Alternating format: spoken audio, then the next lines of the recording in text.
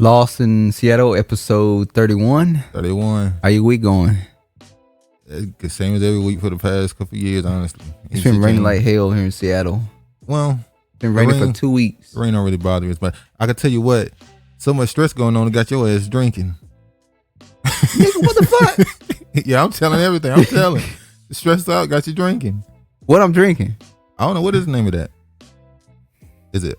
It says something with an E. Man, this nigga right here sell you out. No, what you is down that? the screen. No, what is that? Ain't none of the damn business what I'm drinking. I'm minding my damn business like they minding their damn business. Hey man, stress is out here. Hey, people do what they got to do to cope. I ain't stressed out. I'm just minding my damn business like everybody else need to mind their damn business. So, yeah. Kylie Jenner. No, the story in Kylie Jenner. The moon goddess, Celine. The story in Kylie Jenner, the story. Shout out to Shakir. How do you pronounce his name? How do you say you pronounce it? I thought it was Shakur. Shakur. Thank you for letting us know about Kylie Jenner having a cosmetic a line for whitening teeth. It's called Moon. Yeah, that says what a coincidence. Moon goddess Celine. We didn't know that. We watched that last video. We don't give, you know, from. We didn't research her cosmetic lines and stuff. Yeah, but Tyler the Creator. I said Tyler the Creator. I meant Travis Scott. Same difference. Really no difference. Travis Scott, obviously you know what happened. We made a video on it. But I saw recently when it came to that show they got, I think it's getting canceled soon, isn't it? I think it's over. But Kardashians reportedly edited Travis Scott out of new reality show. Now I don't know why. Yeah, I don't know if this is authentic because I first got this headline from the and what happened to source, and I went back and it was deleted. So I don't know if they said something in that particular article that they had to clean out. They do that a lot nowadays, don't they? Put up articles and then it just magically disappear. That's why you gotta screenshot shit, because if you don't screenshot shit, well, there are ways to find old articles. You can't delete them forever. Once it's on the internet, that somebody will put them in what they call a Wayback Machine. You can go to that and find old articles, which I just found out about. So I'm going to definitely have a chance to go back and look at articles that I've been saying exist that don't exist no more. Yeah, but yeah, it's all about protecting the brand, man. Yeah, but it don't make sense because, well, if you watched our last video, you know why we think this is kind of a sham of a situation. But even this picture, but we're not even going into that in this video. But I guess they don't want the bad publicity on the show that's already ending. Well, the show don't get fucking ratings no way. Yeah, they've been trying for. When the last time had that show? Who was that show's designated audience? Who we think the designated audience is right now? Oh, who? What in general? The entire time it was on TV, who was the audience? I thought it would be white women between the age of 18. Women? Yeah, white suburban women between the ages of 14 for girls to white women 14 to 35, 40. You think the demographic is white women, young white women? I think black women be watching them. I don't know. Let us know if you watch this show. I don't know. But who watches Keeping Up with the Kardashians? I just said that to say anybody can get cut off from this little clan. They've done it to everybody. They found a way to cut off anybody that they feel hurt their brand. Look how they treated their own brother. They treated the man like dirt. Yep. Motherfucker tried to start a sock line to feel like he was worth something.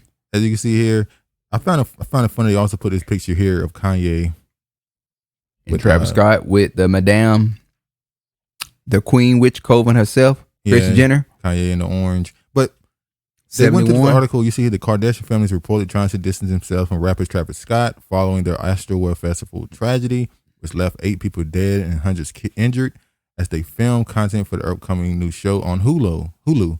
Wait, so the show is going to Hulu? So it's still not going on the fucking air? Travis is reportedly being edited out of the show, according to a report from Radar Online. The gossip website claims that the source connected to Kardashians informed them that Travis Scott is being edited out of the upcoming new show. The Kardashians have supposedly already filmed content for Kourtney's engagement to Travis Baker, or Kylie's pregnancy, and Kim's entanglement with Pete Davidson. However, after both Kylie and Kendall are spotted at Astroworld Festival last weekend, it is reported that Travis is being cut from the show. I don't think he was in the show, no way, to be quite honest with you. The only reason why we bringing this up is that group, they protect the brand at all costs. Yeah. Even if the person you're editing out is actually bringing you money. You know what? You know what made me mad? I know this is off subject. You remember Kanye West came out last week and he was on a show. What's it called? Drink Champ. Drink Champs. And I was reading an article and it was people in the comment section saying how, even though I don't fuck with Kanye West, saying how Kim Kardashian made Kanye West relevant. And I was like, yeah, those people. What? Insane. Kanye by far extended Kim's career by like a decade. This woman built her career off of having sex with a black man on having a sex tape. Exactly.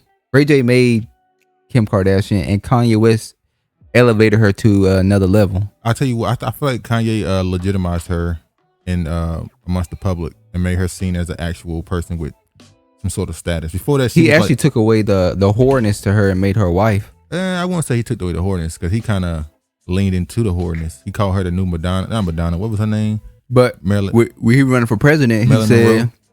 She needed to stop dressing a certain way. Oh, that's when she needed to be more presidential. That's when he started pushing the Christianity thing. Yeah. Which is funny because the second he started pushing this, is when she wanted to get away from him. Exactly. Funny how that goes. Another brand that's been completely destroyed. My heart kind of broken with this. I don't care about, the celebrity thing, but it was the whole image of Will Smith and Jada Pinkett being a black couple, and you saw them as this royalty and this idea of what a black relationship is supposed to be, and come to find out a black relationship should be as famous people. Yeah. But come to find out, yeah, shit worse than what you're dealing with on the streets. And the fall of Will Smith's persona as Big Will. This is Will. This is it's Mike Love. It's so bad. Yeah. Off of Boys. This is Mike Love. It's like, damn. Bad Boys. So you see here, Will Smith resorted to psychedelic drugs and tantric sex expert following split from Jada Pinkett. So this tells me more than likely he has a memoir coming, if I'm not mistaken. He has a book has a memoir coming out. So and they keep getting little what do you call it, excerpts from the book. Yeah. So every other couple of days they get an excerpt from the book. Yeah. Detailing what he's saying in his memoir. Clearly they're dragging this in the media to bring more attention to his book. But he's even doing that. What is it? 2 months? No, 20 weeks weight loss journey. He's doing on YouTube. So it's like it's like a fall. And at the end, when they're trying to release the book, it'll be the build up. He'll be the new Will. Yep. The fall of Haru. I'm sorry. So what I'm wondering is, at the end of this build up, is they're going to finally announce that him and Jada are splitting, or is he going to announce that he is gay? I'm just saying. Yeah. What is this? This is clearly going to go into. Well, you know something. What? You know what made me think that when they just put out an article where it says he was on the tallest building. Yeah, I saw that. So it's almost like him conquering his biggest fears to come out and say what his real big fear is to tell the whole world. I watched some of his YouTube channel video. He's one of the few celebrities that actually has a lot of subscribers, by the way. Like he upload videos that actually get views. Nick Cannon put up a YouTube page and didn't go nowhere. Why you just slam Nick Cannon? Because I don't fuck with Nick. I don't like what he did. Fucking coming out telling the truth and then fucking backpedal. I don't like that shit. You just hit Nick with a straight Nick didn't even in the conversation. Fuck Nick. I had to bring out a scandalous celebrity. But yeah, Will Smith, in a lot of his videos, he always talk about conquering fear. That's kind of the thing he does. He does this motivational thing. And I can't lie. And I think this is a build up to conquer his actual fear. I can't lie. The dude, he could talk. He definitely he's charismatic. He's a very charismatic dude. So his channel, even if you could, it's easy to watch his videos. It's just easy. He can talk about anything. I know this is off subject, but when you look at Martin, how Martin was on the show, you think, but in real life, he is a introvert. Very introvert. He has a channel too. He's an introvert. He only is like, he's a natural. You could tell he actually is a natural actor. When he's acting, he's acting. Yeah. That is not his persona at all. Yeah. Another thing that's been popping up lately in these Will Smith story is the constant bringing up of a certain person. I'll talk about that in a second. You see this article, Will Smith reveals Fresh Prince co-star Karen Parsons curved him. I can believe that. She a white woman. But guess what's funny? Karen Parsons allegedly hooked up with Tupac. So everybody that curved him. So it's so weird how was he going after everybody that Tupac had been with because his wife? I don't know, but Tupac's name for the last 2 years in connection to Jada and Will has been so strong. Like, it's almost like she just brings every on his anniversary, his death, or his birthday, she brings up how much she loved him, write letters to him. His daughter came out and that's what I'm about to say. His daughter, she kind of exposed the letter, saying that she almost wishing that was her real dad. That's some fucked up shit. This is crazy. How much she know her mom loved him. Like, first off, can you imagine if your daughter said that? How much did your wife talk to your daughter about this man? So maybe this whole ritual started way then when they started bringing that into the fold. But anyway, the fact that Tupac allegedly is attached to her and Jada, and all these other women that Will has been. She wasn't the only person that curved him. Pep from Salt and Pepper also curved him. Pep is a damn street. Yeah, Pep. She like street Pep about murder. That life. Like, listen, she really about that life. If you look Pepper, look up Pepper. And look up her ex. They are like real killers, like street niggas. That's why you understand why she would. Yeah, and Will is too square for her. A Negro like Will. But the fall of Will Smith's persona as Mike Will is kind of crazy. But it is what it is. None of my business. I don't think that's his. I think that's his alter. Maybe. I think that's who he is. But I think the reactions was funny to me. How everybody like, damn man, come on, bro. This divorce to get away. I mean, it's kind of bad when your wife keep putting out these stories and it doesn't make you look. It make you look, kind of yeah, kind of make you look weak. Make you look weak. She talk about your sex life. She talk about, She didn't talk about your sex life in a negative way. She just said, as a person, you should know what I'm interested in. But that's a lie. That's with any relationship. You have to communicate, and there's certain things that your partner, you're not gonna be willing to do. Let's be real. Jada was out here in them streets. And Will was too. I think, hold on. Maybe there's things Jada's into that Will's not into. He's not. I think Jada's into that. Like, and we talking about this on a strictly tabloid level. We're like, not going allegedly. We're not going into this deeper. We don't know. Just headlines. I think she into like that. What's it called? That weird shit. That choking shit. Yeah. I don't know. And I think as Negroes, we like. Nah, we can't say that. Can't say that Negro It's stuff. A different age, a different day. There's a video on Worldstar right now. I know. But look what happened to his ass. He didn't know what the fuck he was doing. But she didn't mind it. Because we not used to doing that type of shit. I can't. We enough. We don't have to get into weird shit to do with stuff. I can't co-sign that, homie. The times is weird. But hey, another brand that hasn't really failed. It's just being talked about a lot. Dave Chappelle's, we said his name again. Dave Chappelle High School postpones fundraiser due to student backlash. How do you postpone a fundraiser? I guess you don't need the money. Guess not. This is a high school. First off, I don't know many places in America where the students at a high school, college, okay. If you said this was a college, I'll believe it. High school? What's the demographic of the high school? This is Washington, D.C.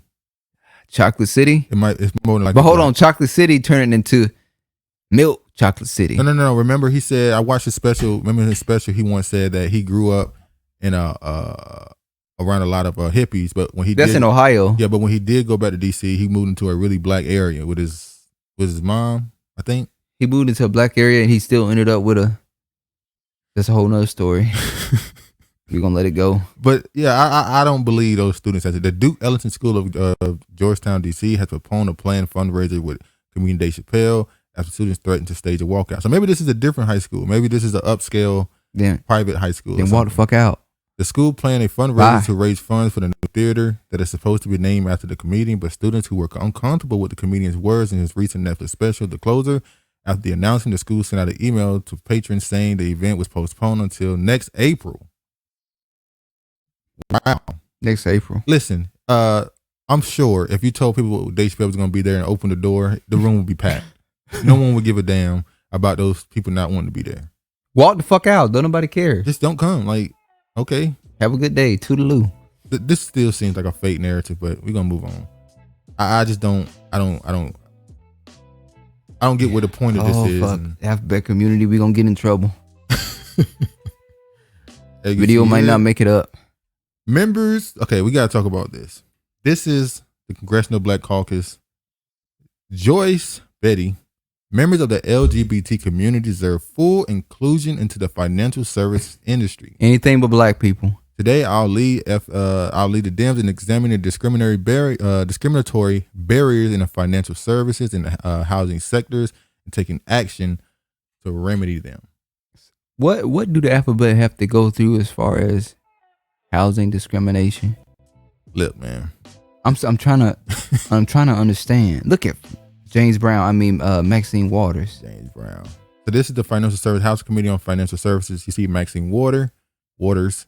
You see they talking about there's no pride in prejudice, eliminating barriers to full economic inclusion for the LGBTQ plus community. These are your leaders, black people. That's why in the last podcast we did, we said they all got to go. Like, abolish it. We don't even want a black caucus. Like, we want a grassroots organization. This is the same person also.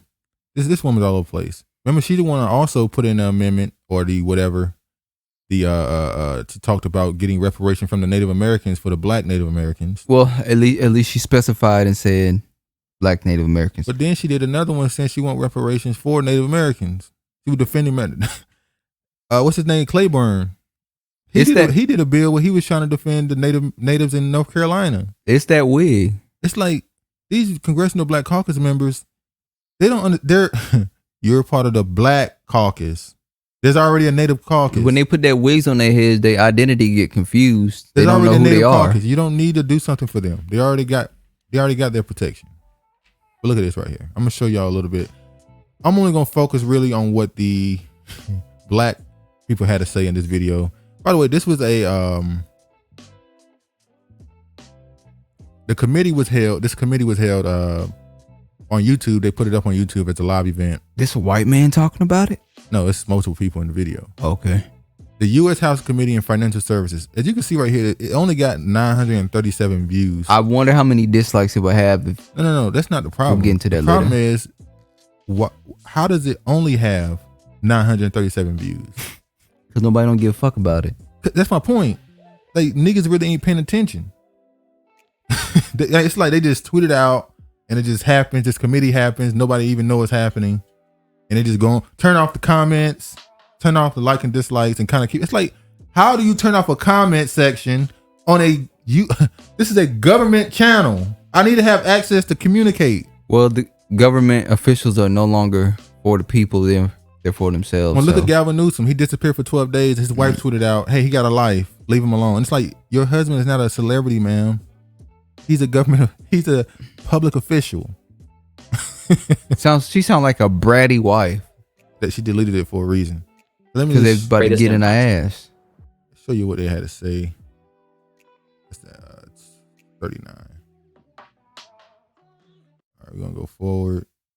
I want y'all to hear this crazy stuff.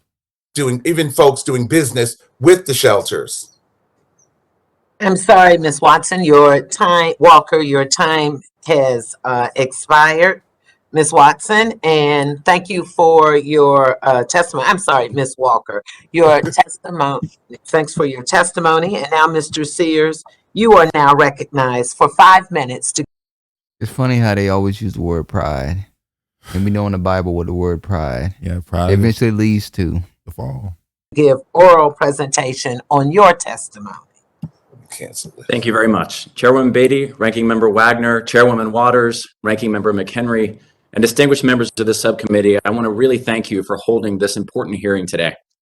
I sit before you today as a proud, openly gay American, a former investment and private banker, a former chief diversity officer. Now I know why it's a white man talking. Now keep in mind, this push for LGBT economic inclusion is not racial.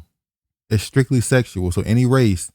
So a millionaire Caucasian man who happens to be gay has the same level of authority in this situation as a homosexual.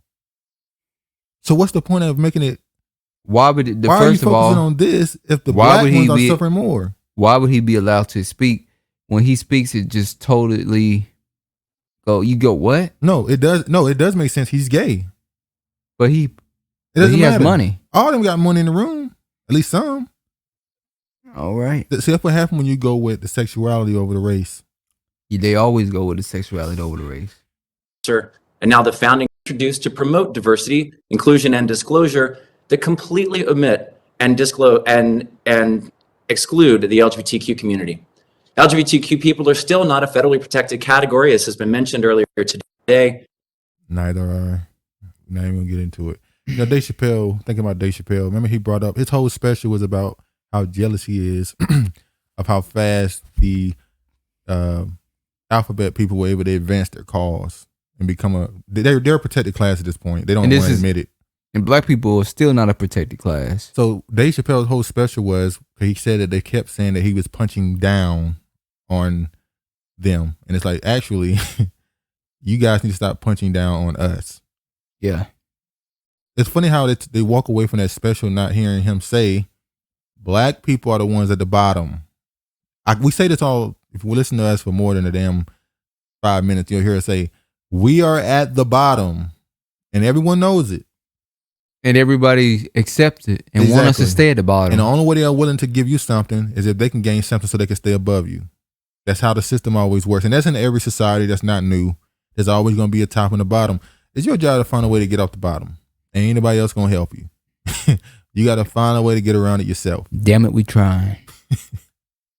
And that's something most Americans actually don't know.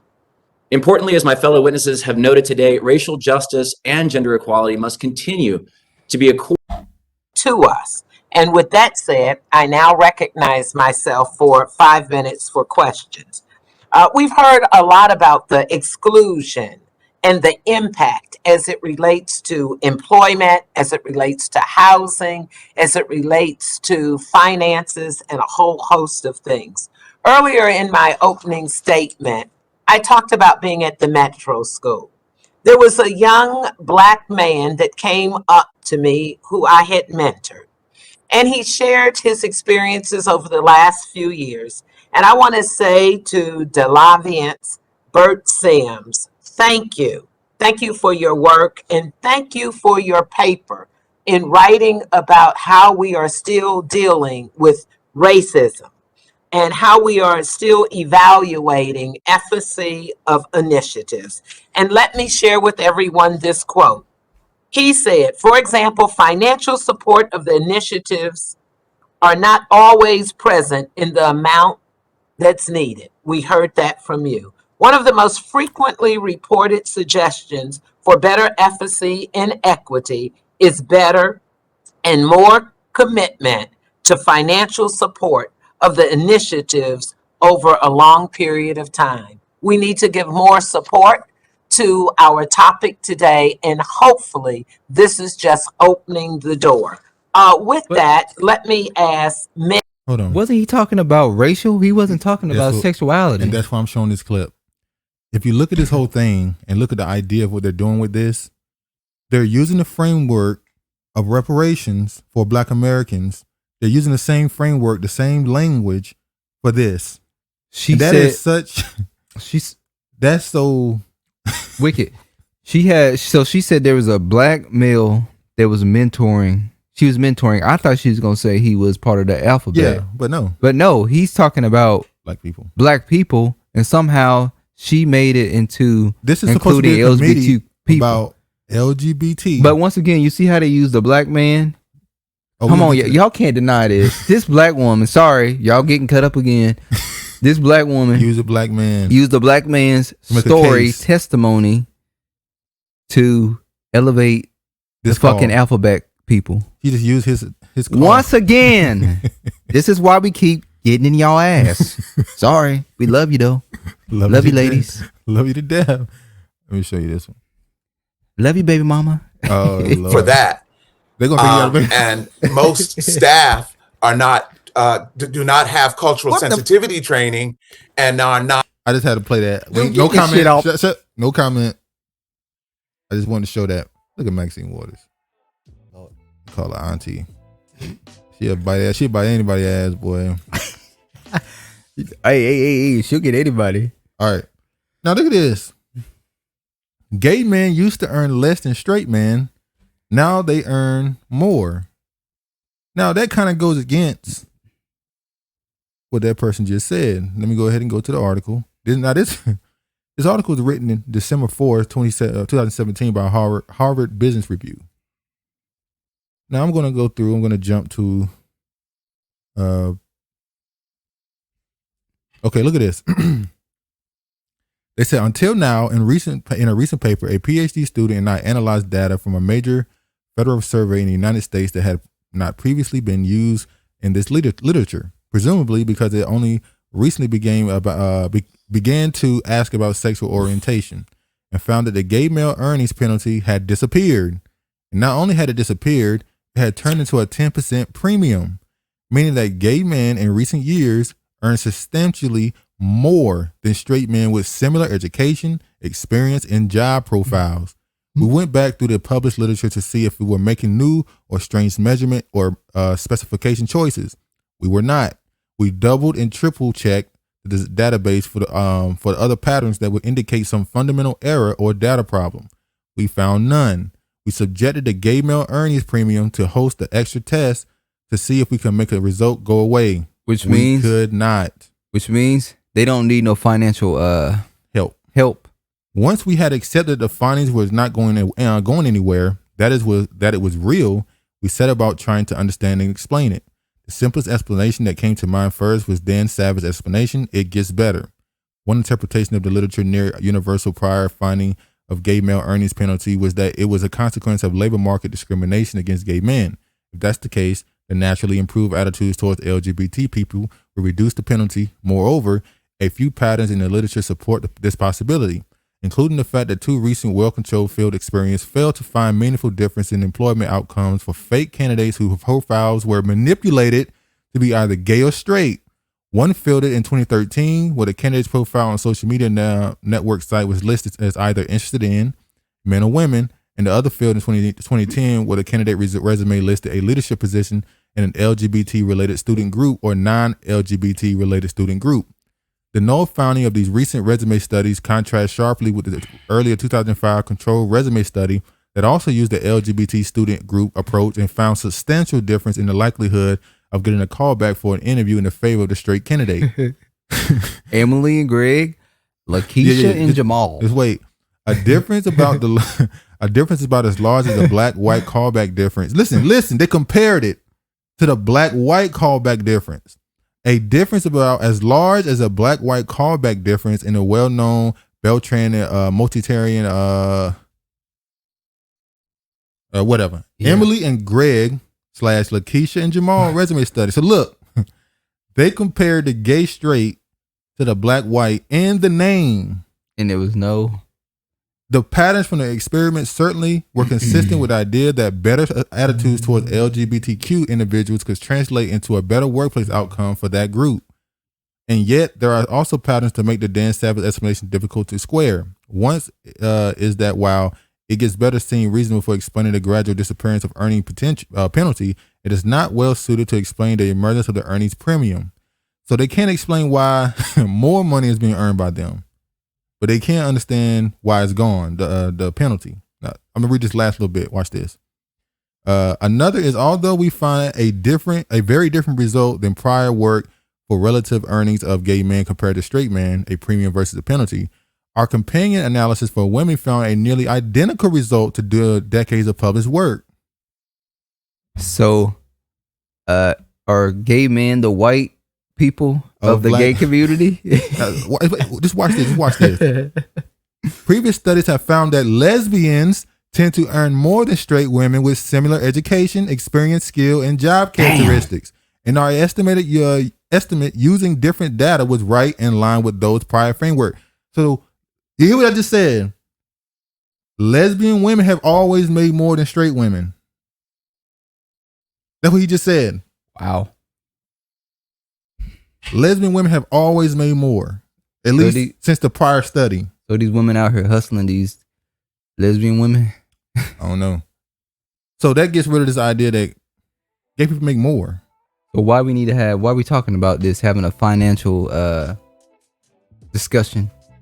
Miss Maxine Waters, Black Caucus. But it gets worse. Watch this right here, man. We know it gets worse. It gets worse and worse for us. It always does. More than 50% of homeless families are black. No, don't say it's not finds. so. We already know this shit. It's more than 50%.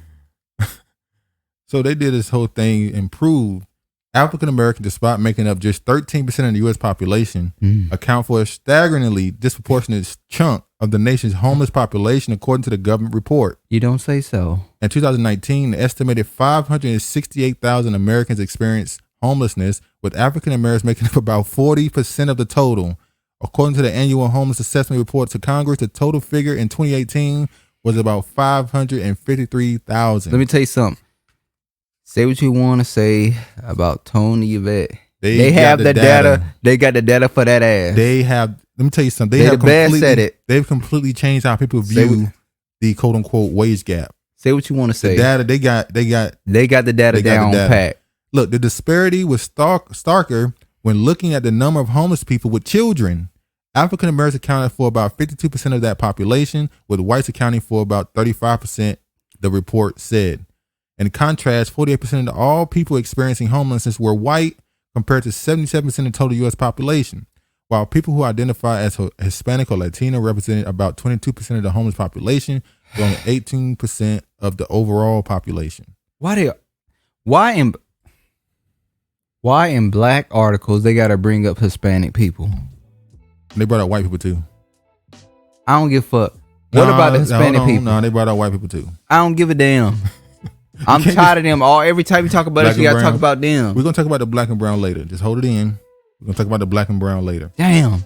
Now, there's a video I found that shows why the Democrats, or any politician for that matter, that tries to get the black vote, how they have a certain strategic way they deal with you.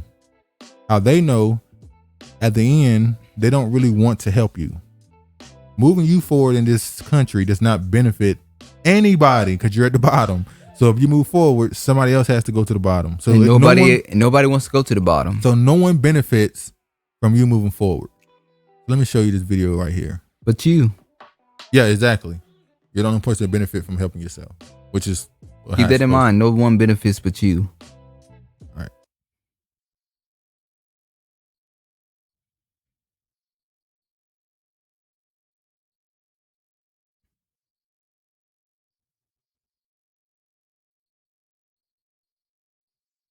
Here's how I would approach that issue as a statistician or a political scientist, or no, as a psychologist, which I'm not, is how abstract you handle the race thing. In other words, you start out, and now y'all aren't quoting me on this. You start out in 1954 by saying nigger, nigger, nigger. By 1968, you can't say nigger. That hurts your backfire, so you say stuff like forced busing, states' rights and all that stuff. And you're getting so abstract now, you're talking about cutting taxes and all of these things you're talking about are totally economic things, and the byproduct of them is blacks get hurt worse than whites. And subconsciously, maybe that is part of it. I'm not saying that, but I'm saying that if it is getting that abstract and that coded, that we're doing away with the racial problem one way or the other. You follow me? Because obviously sitting around saying we want to cut taxes, we want to cut this, and we want is much more abstract than even the busing thing, and a hell of a lot more abstract than nigger, you know. So any way you look at it, race is coming on the back burner. You know what that sounds like? We want to help people of color. We want to help minorities. We want to help BIPOC. When they start to, instead of saying black, I start to include everything, people of color, minority, what's another word, oppressed people. Now you can bring not just black people, you bring in other races, you bring in women, you bring in anybody into this call. So now the only person being neglected in this situation is black you. people. You're the only one going to be neglected because we're talking around you at this point. You're the center of the conversation, but we're not giving you nothing. Exactly. Same thing when we promise you 50 million, but we say 30 million going to you. And then we're going to take the 30 million and divide it amongst other minorities. So it says black. It says HBCU. It always says black in the headline, but somehow in the middle of the article, they include brown, Asian, and the alphabet fucking people and everybody under the damn sun. So now it says HBCU black, but no. It's minority. And this is once again why you see me so fucking upset when I see the word fucking brown and minority and Hispanic and all that shit in there, because we are the center of the conversation, but somehow shit don't ever get done for us. That's how it always goes, man. So y'all can, if you don't like it, I'm sorry. We notice to unsubscribe sometimes. Hey, do what's good for you. But every week we gonna call this shit out. Shock poll: Biden approval down to 38. Kamala Harris support craters to 28%. No, I wonder why. Kamala's wonderful. I don't know how she's tanking in the polls. I don't understand. It doesn't make sense, does it? And Biden's just a gracious president. We even gotta read that article because we know what they're gonna say in the article. They're gonna make every excuse. No, you know what I heard? Kamala Harris, the reason why her polls are so bad is because of sexism and misogynist people. Yeah, we won't get to that too. So men are the ones the reason why Kamala Harris is tanking in the polls, and I guarantee you it's a whole bunch of women that say, I don't fuck with that hoe. Now look at this. Kamala Harris, a 2024 problem for the Biden and the Democrats. I've been telling y'all they don't want. I remember I said one time, I said, look, they keep bringing up Kamala's percentage. They don't want. And dude was like, man, they always bring up the vice president percentage. I said, no, they do not compare the vice president to the president. They don't do that. They never compare what's his name, Mike Pence, to Trump's percentage. Because they didn't want neither. The reason why they keep comparing Kamala and Biden is because somebody trying to get Kamala in and somebody else is trying to keep Kamala out. Biden's people are releasing these hit pieces on Kamala so they can keep her at bay. But that's how they saw them percentages, 28% for Kamala. They're like, that's damn. Terrible. I hope y'all know who always behind the curtain, lurking behind the curtain. Look, I hope. Obama. No. Who?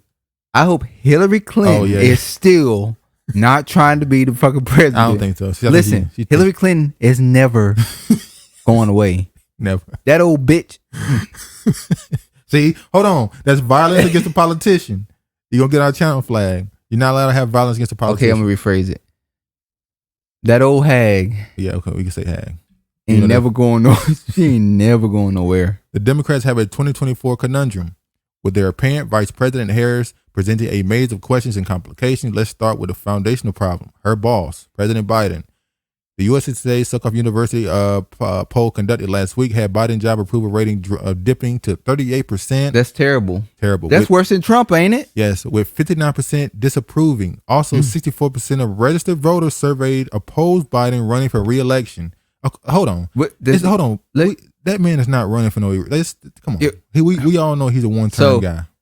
President Trump had an interview on Fox, and he said, yeah, what Biden has done is terrible. He's the worst president in history, I believe. But before that, they were saying Donald Trump was the worst president in history. So he says y'all said the standard lowered for me, but the damn standard is at the damn floor. It's underneath the floor now. It's 6 feet under. The stuff we're going to talk about in this Biden, there's a lot of presidents throughout history. If they were accused of the stuff Biden is doing right now and the stuff in his past, they would have to step down by now. But the media, I think eventually President Biden is going to have to step down. No, I'm saying the media would have, you know how much ammo they got on Biden they won't use? They protect because they waiting to use it when they need to use it. Furthermore, a mid-October NPR Morris poll revealed that 44% of Democrats and Democratic-leaning independents thought someone else besides Biden would have the best chance of winning the presidency. Maybe now Biden is rethinking his March 25th statement. Well, my plan is to run for re-election. That's my expectation. We'll talk about later who you think is going to run on the Democratic side for president. I told you in 2024. After all, Biden's expectation might be thwarted by a growing perception that he is a weak leader, not up to the task of governing and shaken by the shellacking Democrats received in the last week's election. Democratic strategists dream of a turnaround after a potential string of legislative victories, but with inflation soaring, their nightmare is the 2022 midterm election, warning of a red tidal wave, with Republicans likely. They called it a red tidal wave. So obviously they went through and saying, look, they're going to get whooped, and nobody wants Biden, but they might hate Kamala worse. So what do? When it's time to run again, Kamala, it's going to be a situation where, I'll wait. But we're going to get to that. Yeah. In the next one. And let me show y'all. Don't jump the gun, dude. Jimmy Kimmel. Yeah, I'm jumping the gun. Don't jump the gun. I'm jumping it. But Jimmy Kimmel, the late night show host, he said, when he gonna get canceled? This dude came on national television and said that if you're not vaccinated, you deserve to die. And he was, and no one. That once again, that's when I see you, I'm whooping your ass on sight. He said on television, unvaccinated people, let them die. Don't accept them to hospital. It's okay, but well, let me tell you something. We have an aunt who's vaccinated, and she just told me today that she thinks she has COVID-19 again. And she actually said her symptoms are headache worse than it was last time. No, she didn't. Yes, she did. I thought she said they were not. No, she did not. Oh, all them ears. She said that her symptoms are worse. Her symptoms are worse than it was before she took the vaccine. That's what she said. Tangy pickles. Yeah, she said it's worse. Sorry about that. Random commercial started playing. That wasn't an ad. But yeah, let's just see what you had to say about defense of Kamala Harris. If anything can get the American people fired up, it's infrastructure. So, and Biden is alone. Americans, if anything can get the American people fired up, it's infrastructure. So, and Biden is alone. Americans really aren't happy with his vice president, Kamala Harris. Kamala Harris has an approval rating of 28%, which makes no sense because she basically has nothing to do. I mean, it's like. Did he just say the vice president has nothing to? Okay. Criticizing a backup quarterback. Tom Brady's okay. I don't love the way Blaine Gabbert has his legs folded on the bench. I have to be honest. Kamala's approval rating of 28% is even lower than the 30% who approved of Dick Cheney in 2008 after he shot. So Mr. Kimball, right? Yeah. Has been assigned to attack Kamala. No, this is not an attack. This is defense. Okay. This is a defense of Kamala. Oh, defense of Kamala. Oh, he's not gonna be the one to say it's because of sexism and misogynics. Oh, it was his ass that did it. My bad, y'all. Who approved of Dick Cheney in 2008 after he shot a guy in the face. I think these people are forgetting that at least 10% of those polled approved of Dick Cheney because he shot a guy in the face. I think I know why Kamala's ratings are low, besides sexism and racism, which are the obvious ones. It's because whenever she's next to Joe, standing near him, behind him, she looks like an assassin. She looks like Nebula next to Thanos, ready to, right? Especially with a mask. Hey, Kamala, this guy's being a wise guy. Show him what we do to wise guys. It is surprising that Biden's numbers are so low. The jobs are. How does she never wear a dress? Yeah. Yeah, strange. She always has on a pantsuit just to make her seem more authoritative, powerful. Authoritative when she wears the pantsuit. Because her wearing a dress is feminine. Now, he went into why is Biden's poll number so low? Jobs are up. You know, people's wages are up. All this other stuff. Well, James, we're going to go through some examples of people giving their opinion on why Biden's numbers are plummeting. I mean, stupid wokeness. First up, James Carville says stupid wokeness cost Democrats at the polls. I agree. Now, we're going to go into this. No, we're going to go into this. The term woke has been used by black people since. Oh, what about a word? Hold on. Vote. Hold on. The term woke has been used by black people since late 1800s, early 1900s. Like, that term woke is not new at all. As a matter of fact, the term stay woke meant you were into some, you actually knew something. You were into some knowledge, some truth. You were seeking something. You were woke. They took woke in the last 4 years and bastardized it and turned it into a cheap, fake.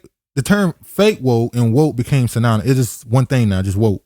Just like the other word. What's the other word they be using? What? Vote. Yeah. What about it?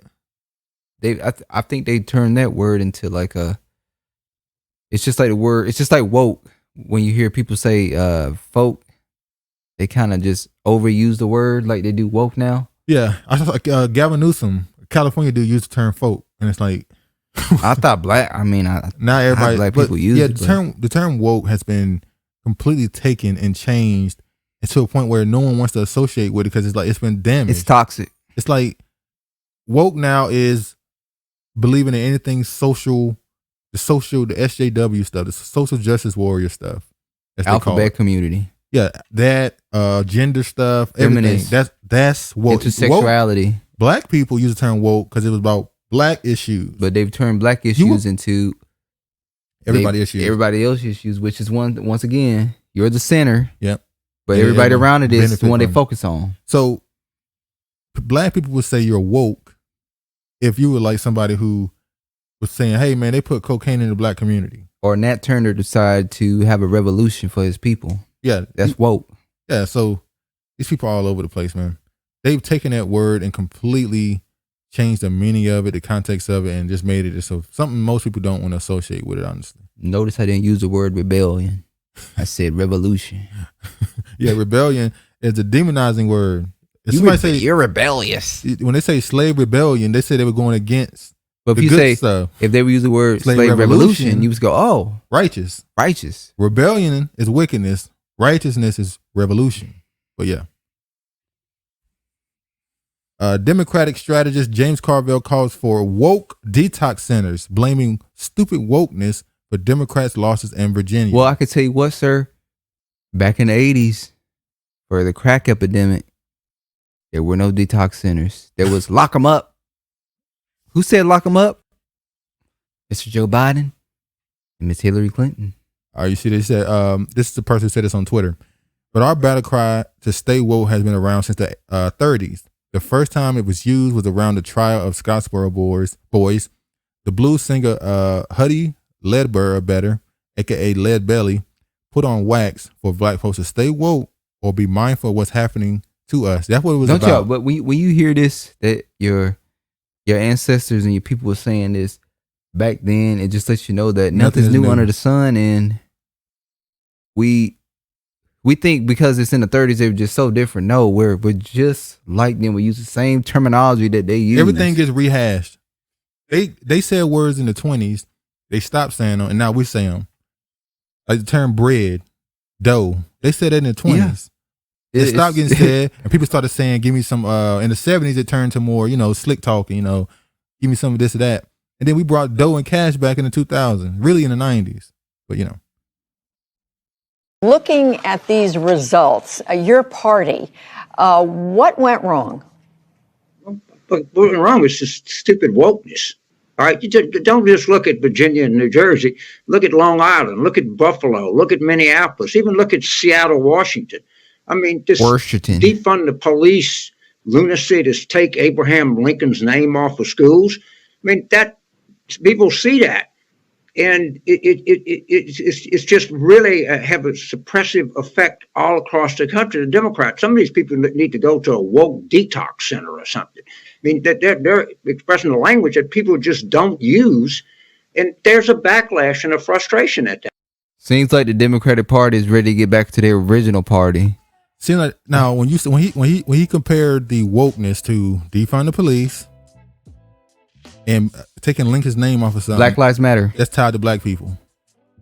That's the wokeism. So he's saying you need to get away from this racial black stuff, which is what he just said in the last video. We need to be obscure with what we say. Benign neglect. That's why I'm saying acknowledge you, but do nothing for you. No, they ready to get back to their original party. They like fuck this. We started faking. We tired of faking. We tired of pretending like we like you. We just want to tell you we don't fuck with you, and but we do need your vote. And then it's just he literally just blamed the black people. He's saying that's why you gotta pay attention to words when people are talking. Yeah, he just blamed black people right there, and they all do it. We know, but the devil is in the details. All right, let's look at some more reasons why Biden's numbers are plummeting. Like Pentagon, dozens of family members of U.S. troops still in Afghanistan. They admitted it. Now, they told us when he first came out, no one has left. That's a lie. That's fake news. There's no American citizens there. Yeah. Now they're saying in November, there's still some family members of troops, not just citizens there embarking on some type of campaign, spreading Christianity. No. And listen, when I say President Donald Trump and all stuff, I'm being sarcastic. I'm not being serious. But when Donald Trump did that interview on Fox, he also said, he was talking about how Biden left the American people. And he was saying it didn't make sense. It seems like he would have evacuated the people. Then got rid of the military. Then took the military. How you gonna evacuate the military and then leave the people there? And then he also said how they left. What I think he said it was $83 billion worth of equipment there. You see the money stacks? And he also said that at the time the military person said it's cheaper to leave the equipment than to take it. And he was like, that doesn't make any sense for it to be cheaper to leave the equipment versus taking it, because that's billions of dollars that could be used in American for American equipment and stuff like that. Biden disagreed with what he did, because if you look at a video from 2007, I should have put a video here, but I don't got it right now. Y'all can find it. You know what I'm talking about. Biden literally said, in order to leave the war, it's going to take you at least a year. He said that. If you leave any time sooner than that, you're going to have to leave all the equipment. So he knew in 2007 that he needed at least a year to leave. But it seems like somebody said, we're not doing a year. Leave now. It seems like China said, we need you out of there before a year because we want to move into that area. We need the gold. So China told Biden to get the fuck out of Afghanistan, allegedly. Look at this. The Pentagon confirms that dozens of family members of American troops remain in Afghanistan nearly 3 months after the U.S. ended its military mission in the country. We believe it's certainly more than likely in dozens, Department of Defense Press Secretary John Kirby told reporters Wednesday. The Biden administration is in the midst of compiling a database of such relatives. They don't even know who they are yet. This is they don't even know how many. Poor leadership. An outline in a memo sent last week by Under Secretary of Defense and Policy Colin Powell. In the memo, the DoD instructs all U.S. military personnel and civilian employees to immediately, with immediate family members in Afghanistan seeking evacuation, to contact the department associated email address. That's why in the last video when they said, I really believe Joe Biden has no control of what's going on. I don't think he's running the country at all. I will say we can't say who's running the country because YouTube is gonna get us. But there is I think there's somebody else behind the scenes that's running the country. Can't say who. Y'all can guess. I can't imagine being a U.S. military enemy in a U.S. troop being told by the president, "Hey, you gotta leave now. We gotta get out in 2 weeks. Sorry, don't worry, your family. We'll get them home." Now you're home in America, and for the past couple months, you just don't even know where your family at. You don't know if they're alive. Nothing. No contact. Well, that's where you should have took a stand and said, "No." You can't take no stand. Oh, you're right. You're in the military. They tell you to leave. You can't even fight it. Do what you're told. So I can't imagine. Hell, they say they don't want to take the vaccine. And then a lot of them leaving. I can't imagine being in the military and having my family still stuck in Afghanistan. You know how pissed some of these people are? That's where this. I can't say that. Lord. I can't say that. Okay, let's talk about another reason Democrats' numbers are down and why they look to lose. The argument of critical race theory. Once again, I've looked up videos. I still don't really. They really ain't grounded it as to what it is, so I don't even care no more. Whatever. But you know what? Critical race theory is. We know what it's about, but at the same time, why are you not allowed to tell the injustices? No, they're making a point. White Americans have the atrocities that they commit in the country. So they're making a point. You shouldn't teach elementary students. Why? They're teaching elementary. They're having drag queens teach elementary kids about elementary students about that's wrong too. That's wrong, but I don't think it's wrong to inform kids about that type of stuff. Slavery in elementary school. I'm just saying. Why not? How much would you tell your black son about the history of this country at the age of 7? Well, unfortunately, would you really show somebody hanging to him? Well, unfortunately, with the increased activity of interracial dating going on in this country, I think we need to start fairly early because we are, it's more diverse now. So I think we should get an early start. Okay, I'm on teaching our kids. So a 7-year-old, you're gonna show him a picture of somebody hanging? But shit, they see worse than that on the internet. Damn, are you gonna answer that question? Are you gonna show your son somebody hanging?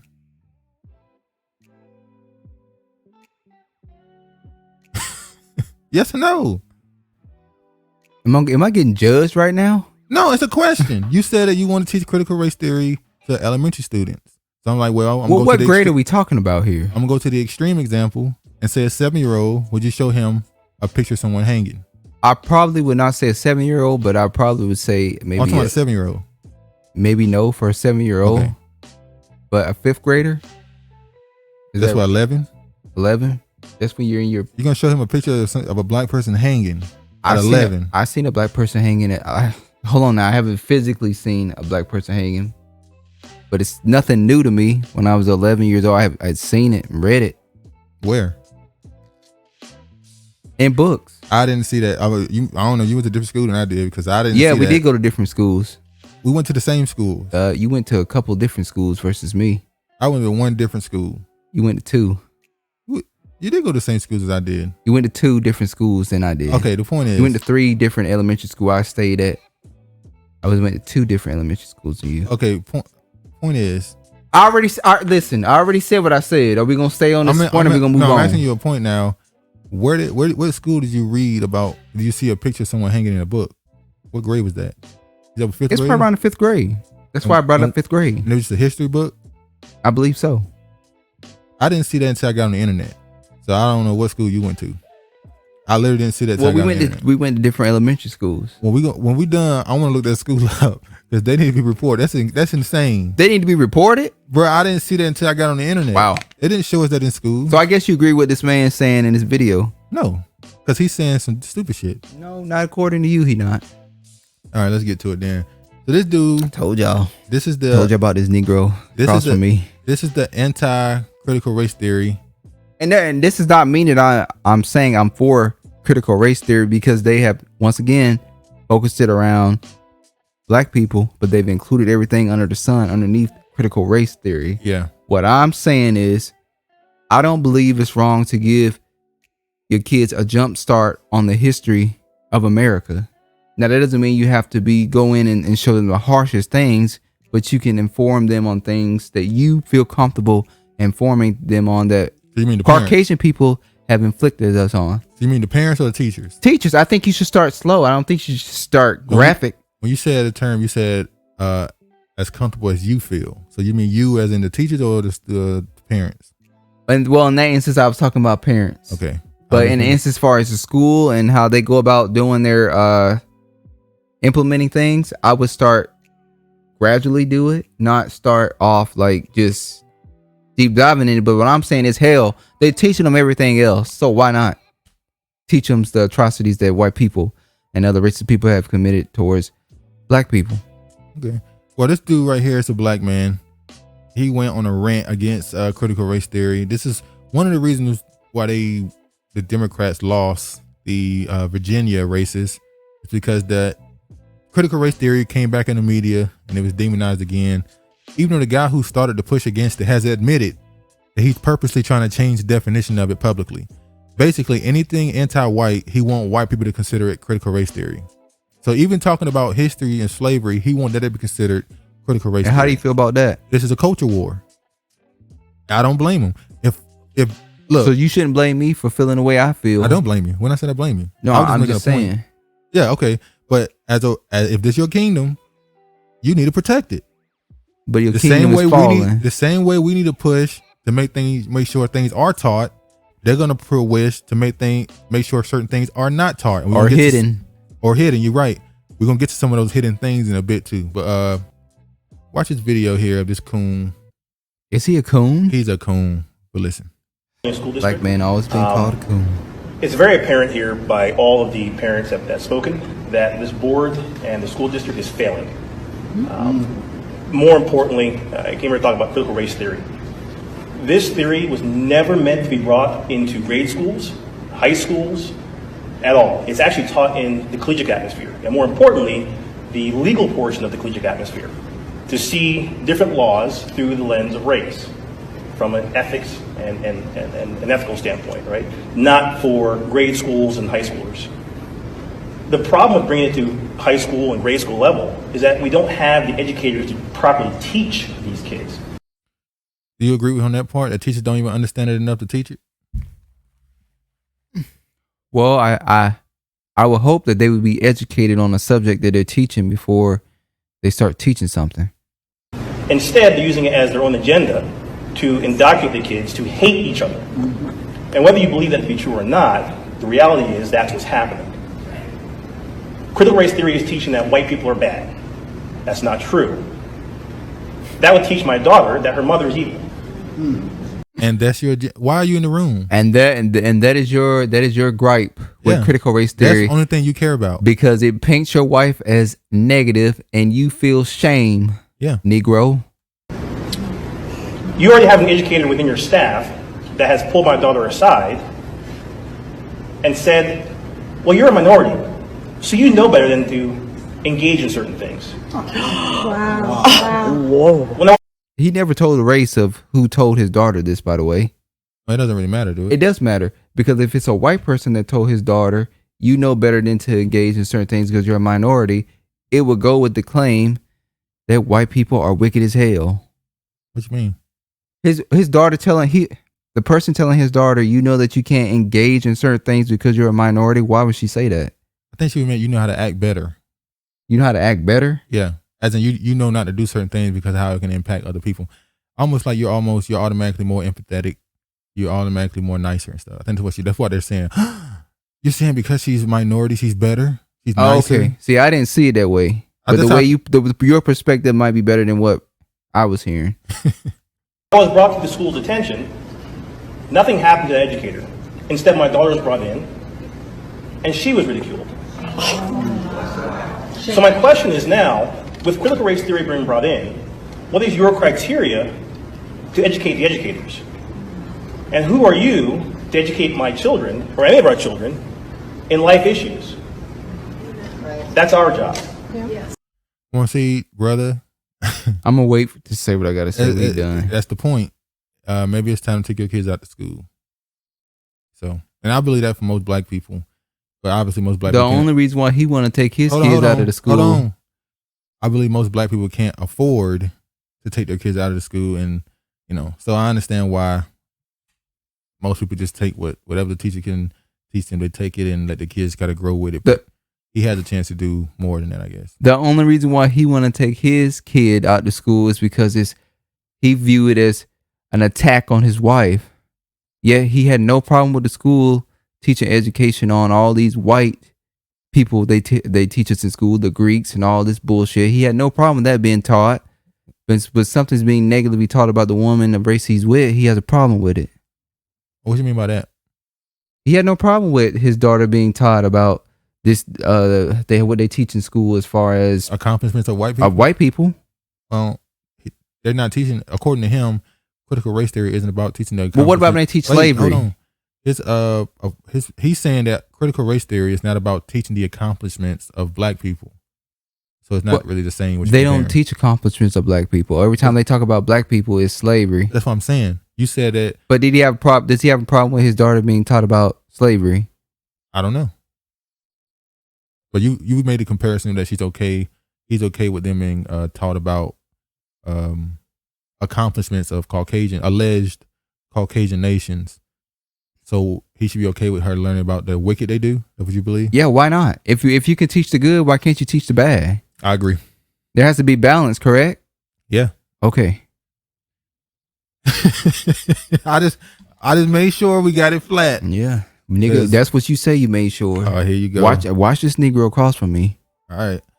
When people take your word, every time somebody take your words out of context in the comments, you be looking like, I didn't say that. No. At this point, dude, it really is what it is.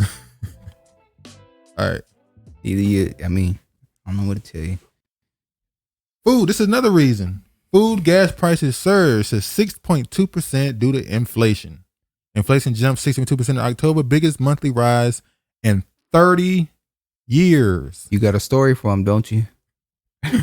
Listen, same aunt. Niggas get same aunt. So we had an aunt, right? I guess hold on. No, we're gonna start with this first. We're not even gonna jump to it. I'm ready to jump into it. We're gonna start with this first. Here's Biden's excuse for why there's a such thing as why inflation is on the rise right now. Once again, poor leadership. Here's Biden's reason for the increase in inflation. Close the port in China, It can delay shipment of furniture or clothing, reduce worldwide supply, and driving up prices here in America. And the irony is people have more money now because of the first major piece of legislation I passed. You all got checks for $1,400. You got checks for a whole range of things. If you're a mom. What? $1,400? Yeah, I thought people got 600. I thought I got 600. Trump was gonna give us 24. But Biden gypped the side of the, black people gypped. Let me tell you something. I saw a dude from New York say the word gyp. And somebody was like, man, I ain't heard that word in a long time. I was like, we say that in Carolina. In Carolina, we say gyp all the time. Like, yeah, that's an old New York, because Jada Kiss at the Jada. You said that's an old New York? Yeah, no, that's an old Southern. Y'all got that from your Southern ancestry. Jada Kiss has said it at the Verses. Don't get it twisted. And the dude was like, man, that's old New York slang. I was like, nah, we said that. No, that's old Southern slang that your Negroes took up to the north with you. Don't you ever forget And it. you have kids under the age of 7, you're getting $300 a month. And if it's over 7 to 17, you're getting $360 a month, like wealthy people used to do when they get back tax returns. It changed people's lives.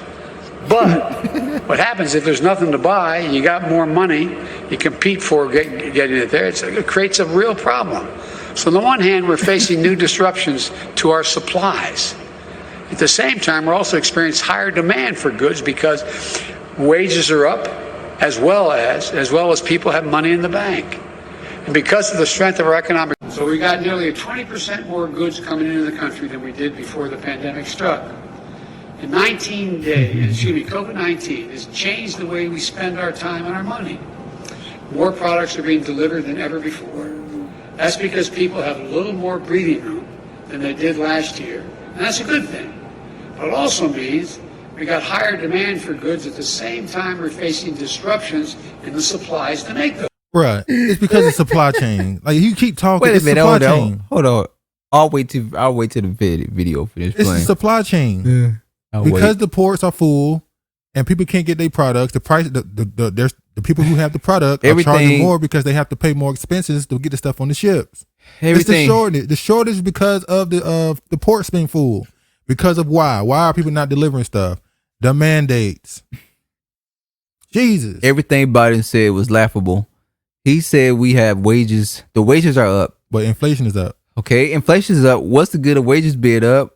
We don't even have fucking employees who taking the wages that are up. So you got less employees, but they're making more money. And inflation. So the prices are higher to buy stuff. So and not only that, because of the wages have gone up, you have businesses that have closed. Yeah, because they have to pay more money. Oh, Mr. Biden. All right, we heard enough of this fool. So poor leadership. Our aunt, she called today. The same aunt that thinks she has COVID-19. So before we even get into that, we're gonna show this right quick. Stuff getting real out here. So some people went to a grocery store. That isn't Caucasians, is it?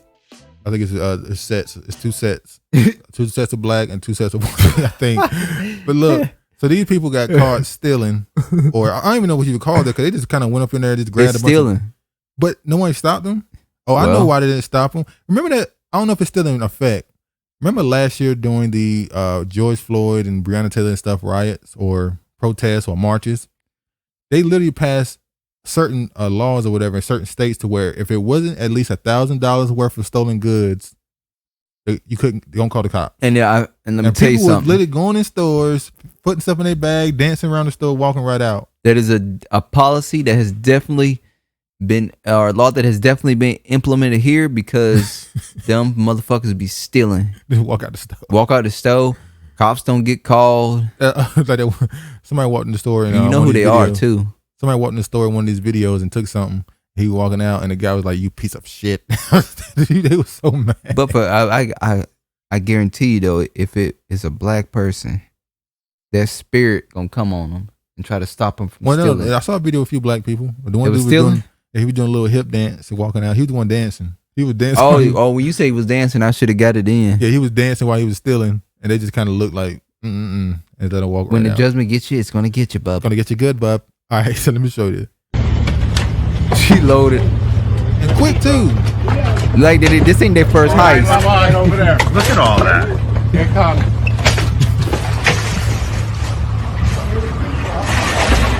Ha! Don't! You're gonna get fired. That's why prices go up because of these. Can't get a job like the rest of us. He just standing there to do something. You so bad.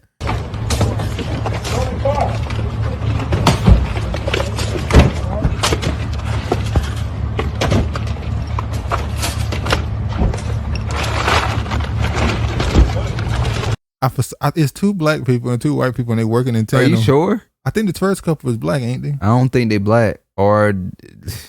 Well, whatever. It don't really matter.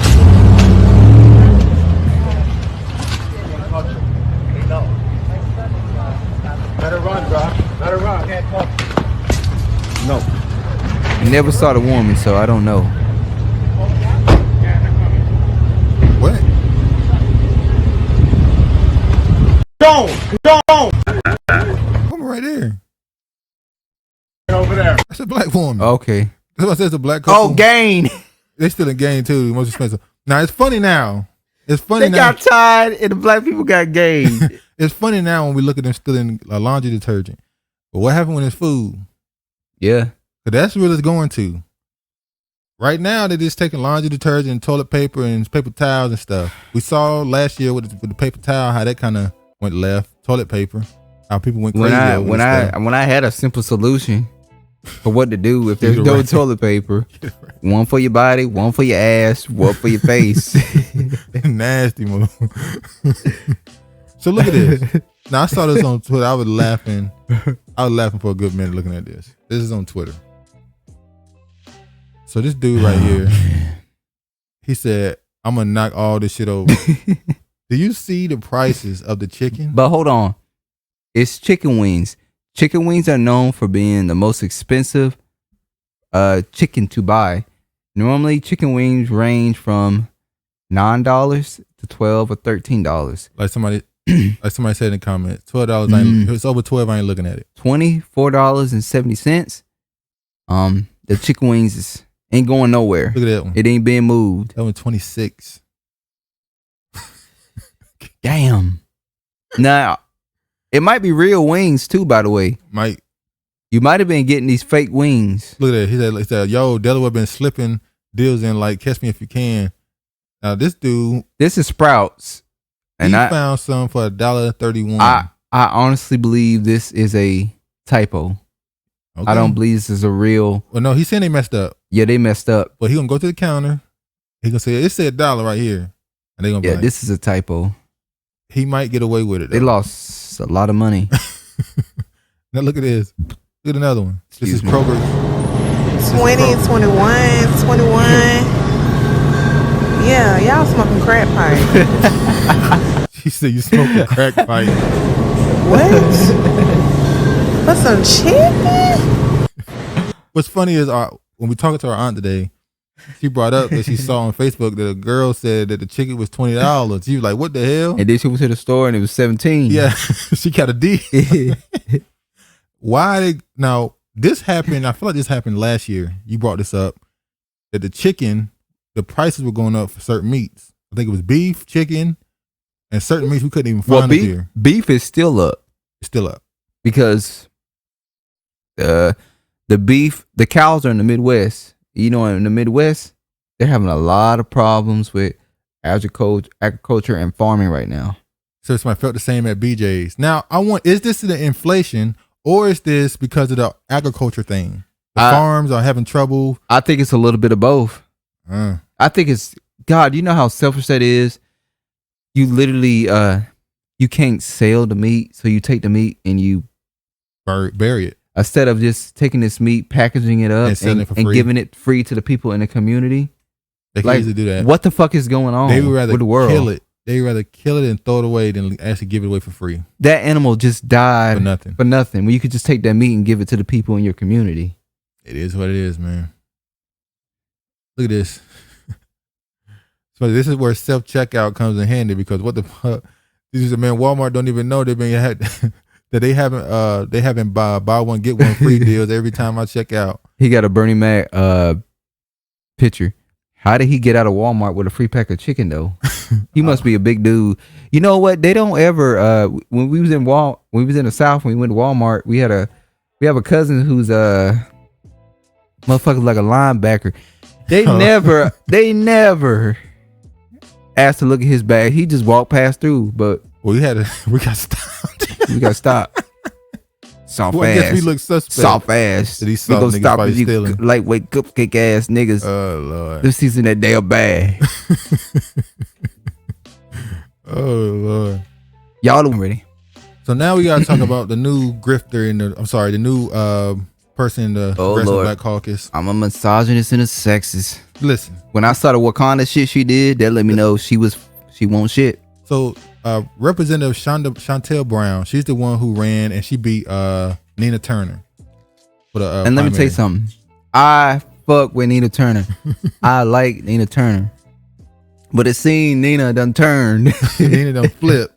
Nina done flipped on the damn progressives. Nina said she got the shit. It don't work. Nina say ain't shit. Go. This party ain't going no fucking where. Might as well get in where you fit in. Y'all ain't fucking with niggas no way. Might as well just go back to the fucking Democratic Party. Yeah, get my bread while I'm here. And I don't blame her. Now this right here, when I saw this, I said, who are they playing games with? When they had this woman do the Wakanda pose surrounded by the Black Caucus. I think it's mockery of black people. I think they do it intentionally to upset black people. They are clearly fucking boule. No, I don't think they do that. I don't believe that. I don't think they do it to upset or mock you. Okay. I think they think you're so low intelligence. Okay. That you'll see this and go, Black Power. Or they think we're so low intelligence that we won't see them mocking us.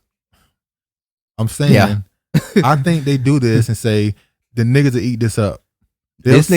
They'll see us doing the Wakanda thing and the black stuff, and they'll say, "Yay, black person got in office." This nigga ain't eating shit they offering right now. When I saw that, we can see right through this shit. This is crazy. Like, when you did this, what did you think would come from it? Like, you're an actual real person in a real office in a real country, representing a real fictional, representing a real people, but representing a fictional stance from a fucking movie called Wakanda. When a movie Black Panther, but from a fake country. I mean, damn. Yeah, fake See, she got me fucked up right now. Fake country called Wakanda. This was crazy. This is these are the trinkets they think it's good enough. Look at Jim. Look at Jimmy. Let's pass a hip hop bill. Let's make Juneteenth a national holiday. Let me stand in a Wakandan pose. So not only do you have a 4th of July, you also have a Juneteenth you can celebrate too. So it's gonna be a war on which one people. First off, niggas gonna take both days off. Yeah, we get both days because we special. we are unique. We are unique people. Like the Ethiopians say, we're a unique people. I'm sorry, we gotta talk about another person that cashed out. I know we keep saying this. People keep cashing out. We gotta keep talking about it. Hold on. Rap artist? Hold on, let's go in order. The first person we saw cash out was who? Tamika Mallory. Think so? She went with Cadillac. Okay. Then we saw old girl Angela Rye with lettuce, tomatoes on the side. She went with Lincoln. Then the other girl went with a liquor company. I can't remember her name. She's not that prominent. She went to a liquor company. And now the person who started Me Too has finally cashed out, people. Levi's. She cashed out with Levi's. So the activists used their clout to get corporate deals with these corporations. Like, somebody pointed this out right here. He said, we are really shocked at their antics when things like this exist. Now, this is their symbol for their clothes. But that used to be their symbol? I don't know if this used to be their symbol, but I think this is something that used to happen. So it just looks strange that they use this. This is Levi. You can't make this shit up. That dude, every time you go back into history, you see everything they do is mocking and taunting this person Black Americans. They went through Black Lives Matter, how the movement scorned the moment. You see Tamika Mallory. And that's the first person cashed out. Yeah. The Black Lives Matter. Patrice Colors. She bought all those damn houses. She's the first one who cashed out. She became a real estate agent. She bought all those houses and just dipped and said she quit Black Lives Matter. She done. But the one before that, Alicia Garza, she had already bounced. She already bounced. So look at this mess, man. But then when you say something about this stuff, you're a troll. You bringing up stuff that's irrelevant. It's not irrelevant. All right, man. Well, I guess this is stuff that needs to be talked about. It's irrelevant. Let it be irrelevant then. Let's talk about this right here. President Biden. Now, I didn't find these remarks too offensive, but I didn't find nothing he said was offensive. But people are comparing it to when Trump said something. But we'll get to that after we listen to what he had to say. President Biden referenced Satchel Paige in his speech here. I've adopted the attitude of the great Negro at the time, pitcher in the Negro Leagues, went on to become a great pitcher in the pros, into the Major League Baseball after Jackie Robinson. His name was Satchel Paige. I've adopted. Well, the term Negro was on the census, I believe, until like 2010. Mm-hmm. But it's funny because we call him Jim Crow Joe. He said Negro. He said calling you a Negro. I think it would be. Back then, during Jim Crow, it was people. It was colored people. It wasn't people of color. It was colored people. And like we showed that video when we talked about the history, you better not have called a black person black. You better not have called a Negro black. If you called them black, that was like calling them a nigga. I'm gonna whoop your ass. You called them I'm gonna put a can of whoop ass on you, boy. You call them Negro or colored. You didn't call them no damn black. But when he said this, people immediately compared it to Donald Trump saying, "That's my African American, like that's my nigga." That's two totally different. But they compared it, because the right wing. If Trump would have said this, oh my God. And let's be honest, it's true. It's true, but if Trump would have said this, they would have went in on him. I don't give a damn. I'm not upset that Joe Biden said Negro. But if Trump would have said it, the right wing was saying, if Trump would have said this, oh my God. So then the liberals, they say, well, Trump said this, my African American. And you realize they're both using black people to attack each other. Once again, your guy's racist. No, your guy's racist. Black people are in the center, but you don't get shit. So they're both calling the other guy's person's racist. So they don't want neither party wants you, but the Democrats especially need you. Yeah. When it's time for voting. Look at this here. This is a lie. Black Americans have received billions. A lie from Biden. The pits of hell. Listen to all the B's. Black Americans have received billions from Biden's Build Back Better plan. Here are the hard numbers. Now, this is the tricknology they pull on you people. They've been doing this for a while. I ain't even got to read the whole article. You'll find out. Trigonometry. Yeah, you'll find out with the four paragraphs the game they playing with this. Now look at this. Look at this right here. Did you see what AOC said in that article? Look at this. You want to read this one? No, y'all. I'm illiterate. I can't read. Travis don't never read. I'm illiterate. I can't read. Spoke with the White House officials. What the? Oh, I guess they want to keep focusing on the Latina, the spicy white Latino.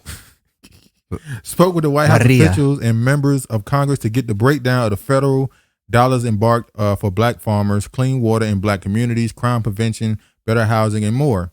The White House member of U.S. Congress have been dropping hints that they are nearing a deal on the Build Back Better infrastructure spending plan. But both the money and what is considered to be infrastructure remain sticking points, even as Biden officials say both will positively impact Black Americans. So don't worry how we do the language. Now look what this You'll get something good from it. Look what his teeth had to say. Democratic U.S. Congresswoman Alexandria Ocasio-Cortez of New York exclusively told the Griot on Capitol Hill. It's owned by. Listen, it's unfortunate. It's unfortunate how much sometimes provisions for our black communities get trimmed back along with so many other provisions for people of color. So once again, that was her way of lumping in Hispanics. She just found a way. Every time she do this shit. The article is about black Americans. And she always make it about fucking Hispanics. Every time she do this shit. The question was about Black Americans. And she found a way to bring up someone else. Once again, this is the same thing. We're going to talk around you. And the neglect will be on you.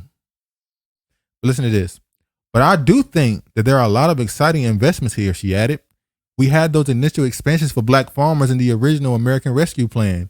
But as we've seen, there's so much pushback on that, and we continue to push for that. It's super important. So basically, remember that deal we talked about early in the year where a black farmer put to get the debt release, and the white farmers challenged it and stopped it from happening. This is that. The same thing that happened in Oregon. Yeah. When they were supposed to give black people reparations for what they did, which is gentrifying communities.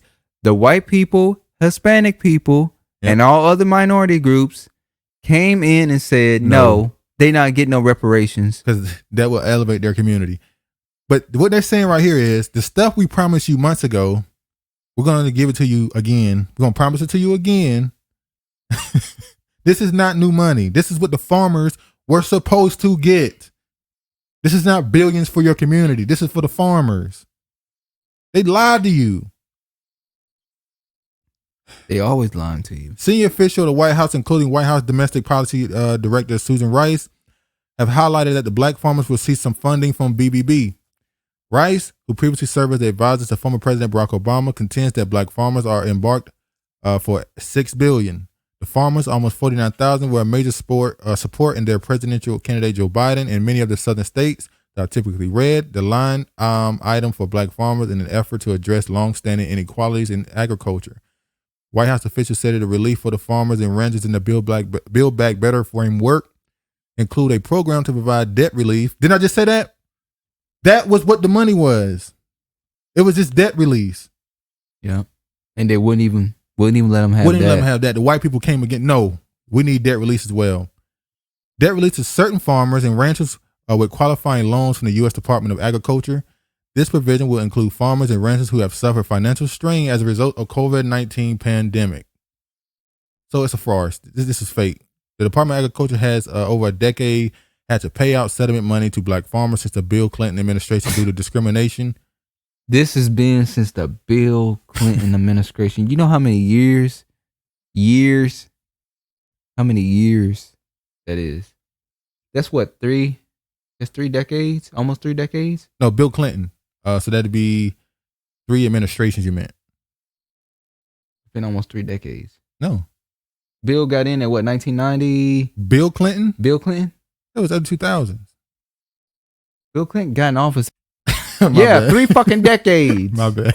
Yeah. 3 fucking, I know you wasn't around then. Yeah. Yeah, Right. yeah, 90s baby. All I right. was born in the 80s. Yeah, so you born in Nigga, don't be telling my fucking what year I was born. What the fuck? You are a 90s baby. But anyway. So Bill Clinton. Thank you. Now they know how old I am. So Bill Clinton said, so Bill Clinton got in 1993 to 2001. So you're right. That's about 30 years.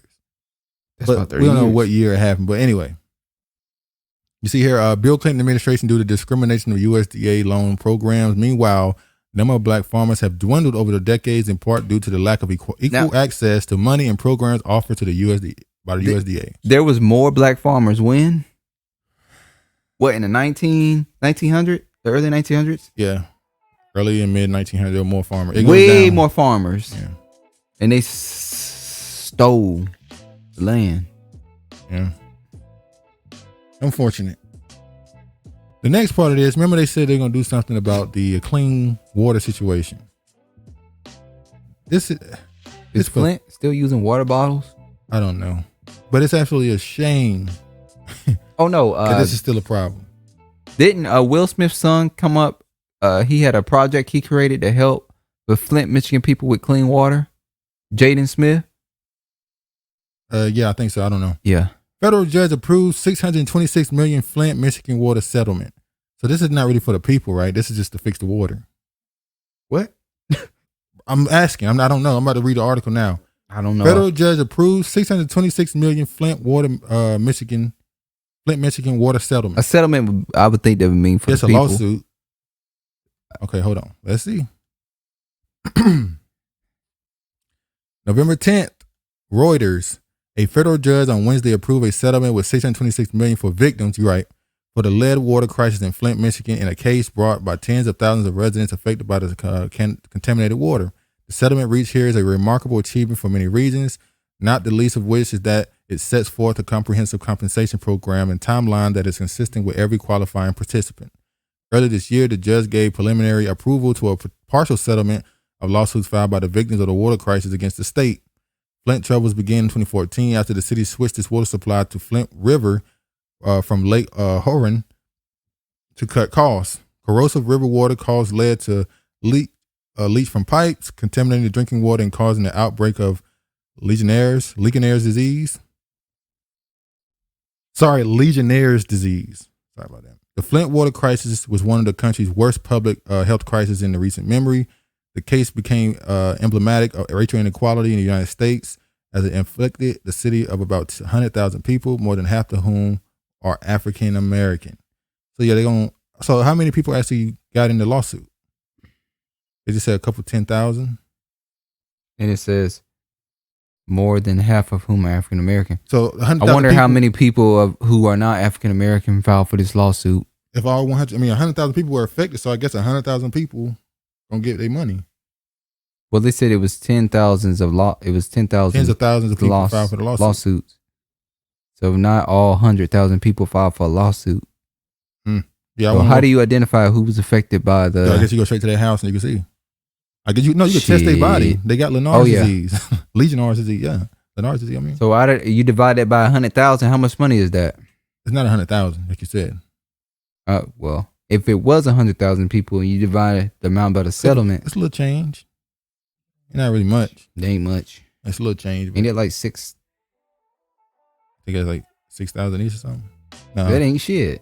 I think it's way more than that. But yeah, do the math, nigga. Man, you keep. Yeah, a little bit of money. But DOJ investigating Alabama over wastewater in majority black county. So there's another city. There's another place. There's also another place. There's another place outside of Alabama. I think it's in Texas. I don't know. DOJ investigating Alabama over wastewater in majority black county. The Justice Department DOJ will investigate. Something screaming. Will investigate allegations that the state of Alabama wastewater management program discriminates against black residents in a rural county. In a press call Tuesday morning, Assistant Attorney General Christine Clark of the Department of Civil Rights Division said the department has received allegations that the state and county officials have failed to carry out their responsibilities to abate raw sewage conditions, thereby placing a black residents in Laws County at risk of disease. How does it always happen in the black places? There's several places that this happens to around the country. I think there's a place in Detroit. It's so many places around America where they have purposely put black communities in areas where they know that there's a possibility of them getting sick. Damn shame. Hold on. All right, I got it now. Yeah, they always doing that type of stuff to the black neighborhoods. Tell you the truth, it started with them building highways over black neighborhoods to help the white, what they call it, white flight. I think there was somebody came out. I can't remember where I heard a story from. How they said highways is equivalent to racism. And white people was like, how is it having a highway racism? Because the highway always go through a black neighborhood. With the cash. So the black people and the white people, they didn't want to drive through the black neighborhood. So they created and end up having to stop at a store for gas. So they created a highway so they can just go right over it. Go right to the thing right over it. And dip right out. All right, but look at this right here. Hate crimes increased by 20% in LA County last year. But who did it increase for? Hate crimes increased by 20% in LA County, Los Angeles County last year, driven largely by surge in racially motivated attacks. Black people were disproportionately targeted in racial hate crimes, making up 42% of victims when they're about 9% of the county's residents. Please, y'all, get your bread. Black people, the total number of hate crimes in 2020 was 635, a 20% jump from the previous year and the largest since 2008. Hate crimes against black people rose 35%, and anti-Latino hate crimes increased by 58%. Anti-Latino crime. Hold on. An increase of 70% in hate crimes against Asians in 2020 was previously reported by the commission. Well, what we were told was Asians had the biggest hate crime of all. Overall, in LA County, racially motivated hate crimes jumped 53%. Hate crimes directed against victims of religion declined 18%, with 88% of them anti-Jewish. Crimes motivated by victim sexual orientation increased by 17%, with 84% targeting gay men. Similar to national trends, hate crimes and incidents have increased across the board in Los Angeles County. But the thing about this is, they showed that the hate crime perpetuated against black people, a certain percentage went to quote unquote brown people. Hate crimes targeting white people increased the most of any of the large racial or ethnic groups, 120% from 22 to 50%. Most suspects, 78%, were black, followed by Latinos at 17%. In a number of anti-white cases, suspects made reference to the Black Lives Matter movement, according to the report. In one case, a black man pulled a gun on a white man and robbed him, called him white devil, yelling, "This is for George Floyd." That seems so scripted. He just robbed you in the name of George Floyd. Bruh. No, he robbed your ass because he wanted to rob your ass. A Trump supporter who, in 3 cases, suspect made remarks about former President Trump. A Trump supporter who race the report doesn't include was wearing a mask, "Make America Great Again," hat with a Trump flag attached to his bicycle. A black man yelled, "Fuck Donald Trump, fuck white people," and grabbed the flag, knocked the man to the ground. White people make up 28% of the country population, and the 2020 made up 12% of the racial hate crime victims, the largest percentage since 2003. White people only make up 28%? County. Okay. The U.S. Department of Justice has estimated that at least half of the hate crimes go unreported. Now, there's one thing I want to show me jump at them. You see here, this is what I want to show. Of the 169 hate crimes directed against black people, about half the attackers were white, followed by Latinos at 42%. This marks the second time in 21 years that white people, not Latinos, committed the largest number of anti-black crimes. So normally it's Latinos, which is your quote unquote, which goes right into this, brown people. This goes right into this. Civil rights violations alleged in suit against LA County and sheriff. And guess what he is? He's Latino. Los Angeles County Sheriff Alex Venezuela is being sued for his alleged support of deputies who use excessive force and commit civil rights violations, according to court papers obtained Monday. The lawsuit filed Friday in Los Angeles federal court alleged Venezuela has created an atmosphere within the Los Angeles County Sheriff Department where civil rights violations are not only approved, but encouraged. An LASD representative said the department does not comment on pending litigation. Can't make this shit y'all up. Can go through I'm gonna put an article in there. Y'all can go through that. Can't make this shit up. Black and brown. But, the cop there telling people that, don't care about their civil rights. Where's AOC? Oh, Lord. Let's show this one. A bill to study reparations for slavery had momentum in Congress, but still no vote. They're talking about H.R. 40. It is 7 months ago, a House committee advanced bill to study reparations for slavery after more than 3 decades of efforts to build support for the idea. 3 decades. But they're willing to give the immigrants at the border reparations in a couple months. A And couple years. And this happened, what, a year ago? No, I think it's 2 years ago? It was during the Trump campaign. 4 years ago? It was during the Trump campaign, but 5? But the bill has not been taken up for consideration by the full House of Representatives, even though it has been the backing of some of the country's most prominent Democrats. Since April, there has been very little movement on the bill by the leadership in Congress, and Kim Howard, a national co-chair of the National Coalition of Blacks for Reparation in America. Advocates for reparation are frustrated despite the fact that the proposal faces steep odds of fully passing the closely divided Congress, even if the House did take it up. The bill is H.R. 40, and it gets its name from the unmet promise that former slaves will be given 40 acres and a mule as the Civil War drew to a close. It would establish a 13-person commission to study the effects of slavery and racial discrimination in the United States from before the country's finding to present day. The commission would hold hearings submit the findings to Congress, and recommend appropriate remedies, quote unquote. It would also consider a national apology for the harm. So you're studying to see if you should apologize? Look, Republicans oppose reparations. Democrats say even studying them has value. What is the difference? Now this next one. This is the last which one? The bill original sponsor, the late Democratic Representative John Conyers of Michigan, late proposer for the bill in 1989 and did so year after year for nearly 3 decades until he retired in 2017.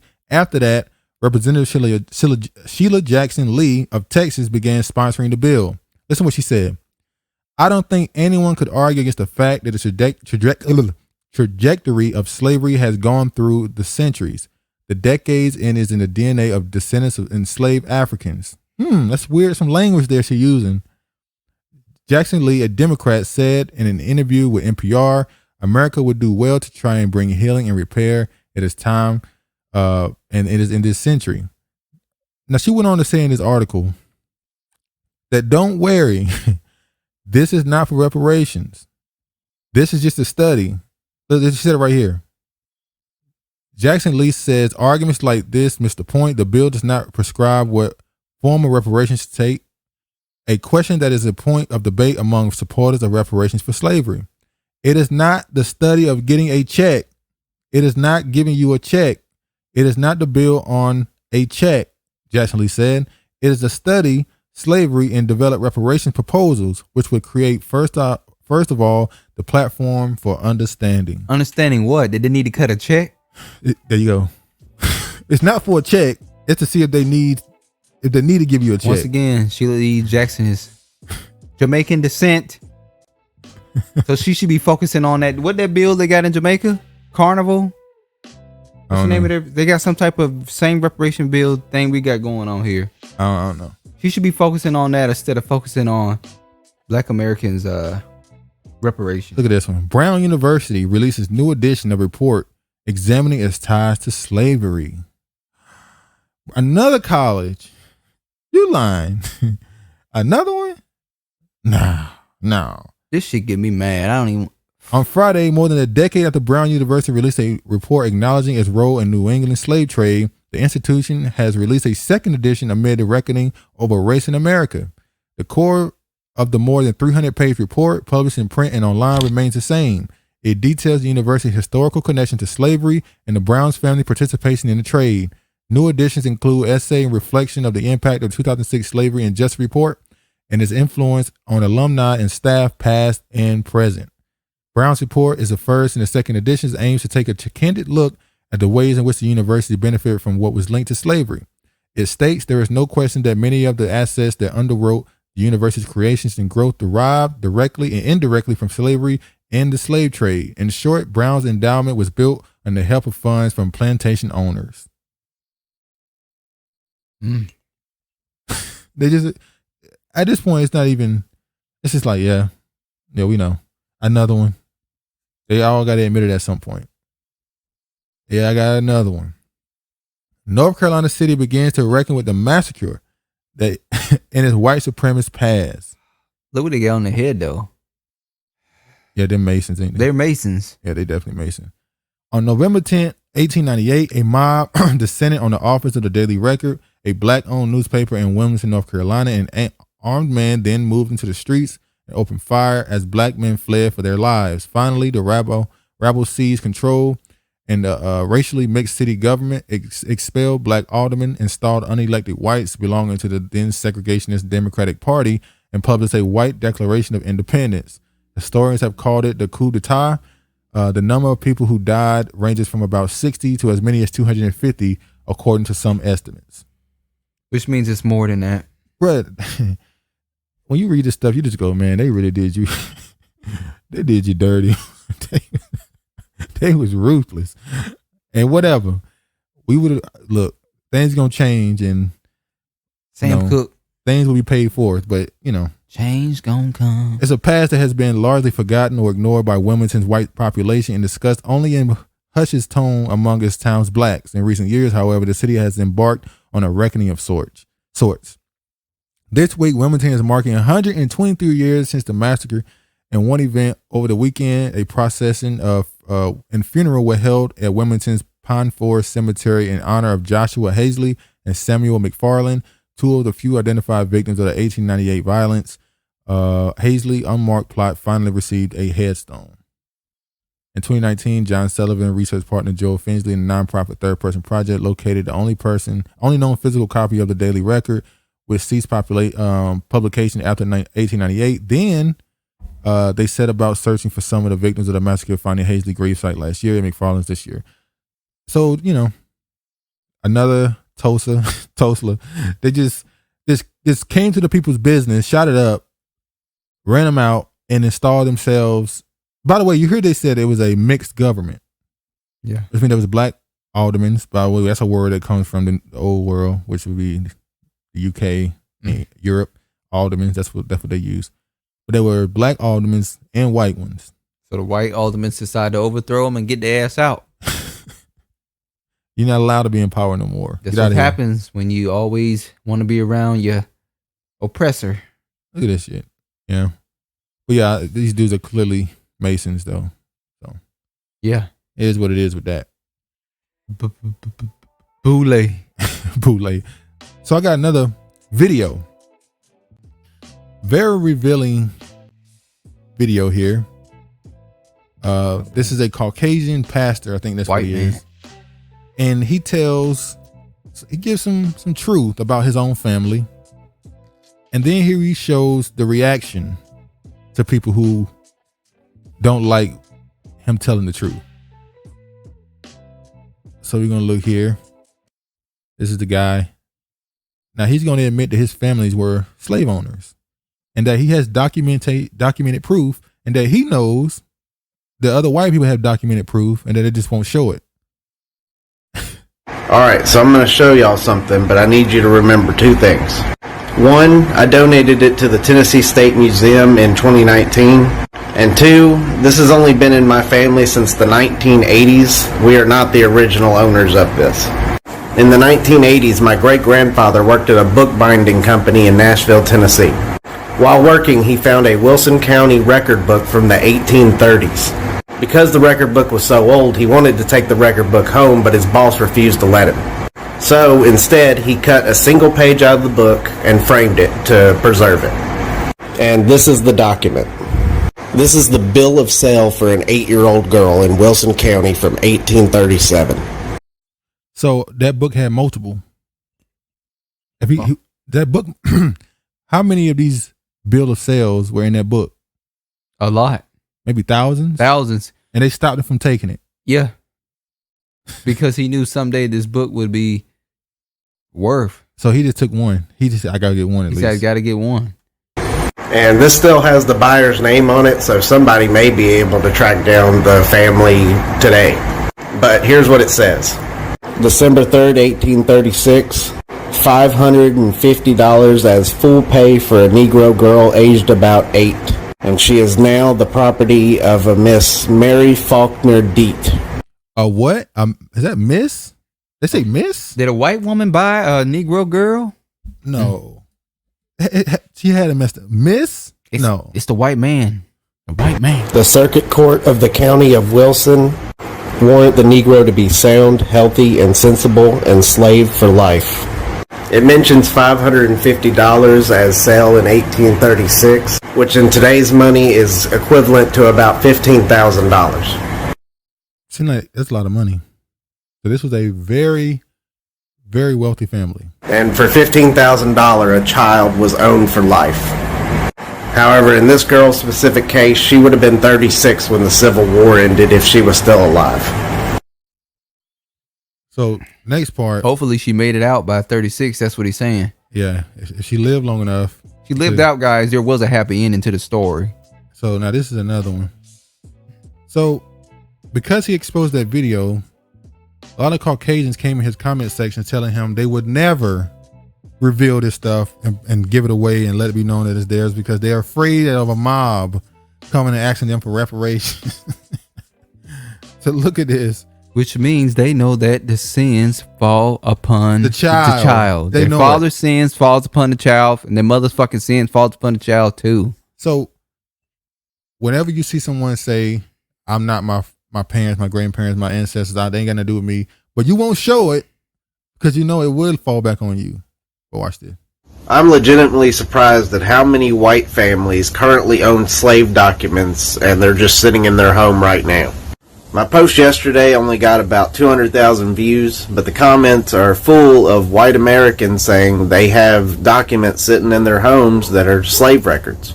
But what's even more concerning is how violently opposed most of these people are to getting rid of any of these documents. Like, they don't even understand why I would even suggest they get rid of them. But the comments on my post yesterday are also full of comments explaining why people of color want and need these documents. Such as this comment. Seriously, go back to my post from yesterday, and the comments are full of people of color saying stuff like this. White people have plenty of documentation on how our family got here, but the documents to help people of color find their family are sitting in your attic. And they people keep it of like color. trinkets. They keep it like trinkets. Yeah, it's a trophy to them. Like, you know, they can just show a close friend, like, look what I got. Look what I have. My ancestors owned slaves. Isn't that cool? Somebody said in the now people in the comments kept bringing out, he said people of color. Like, what the hell they got to do? Why do you say people of color? That's black. Because they're, you know what they're doing? I may totally be off. I think the reason why they've been saying people of color is because within the next 30, 40 years, they plan on getting rid of black people. They want everybody to be beige. White people say our numbers are dwindling. We're not gonna be, if we're gonna go out, we're gonna take a couple with us. We're gonna make everybody be one color, beige. That's why I think they're using people of color, because that's gonna be the new term in the future. People of color. They're trying to exterminate black people. They're getting us ready. That's why they say people of color. I don't think that's the case. I think they say people of color to erase you already. It's not for They're future. saying, exactly. They're saying people of color to erase you, to prepare you for what's coming. But why that don't make sense, because they call everybody people of color. Aren't they brown? Even who? They call what? Who they call what? They call what? They call everybody Latino people of color. brown. Everybody. Except white people. Everybody get called people of color. Because they plan on they plan on having no black. It's gonna be people of color. So there's gonna be Asians still? Yeah, there'll be Asians There'll still be Mexicans? Well, hold on. The Asians are intermingling too. So there'll be Mexicans still?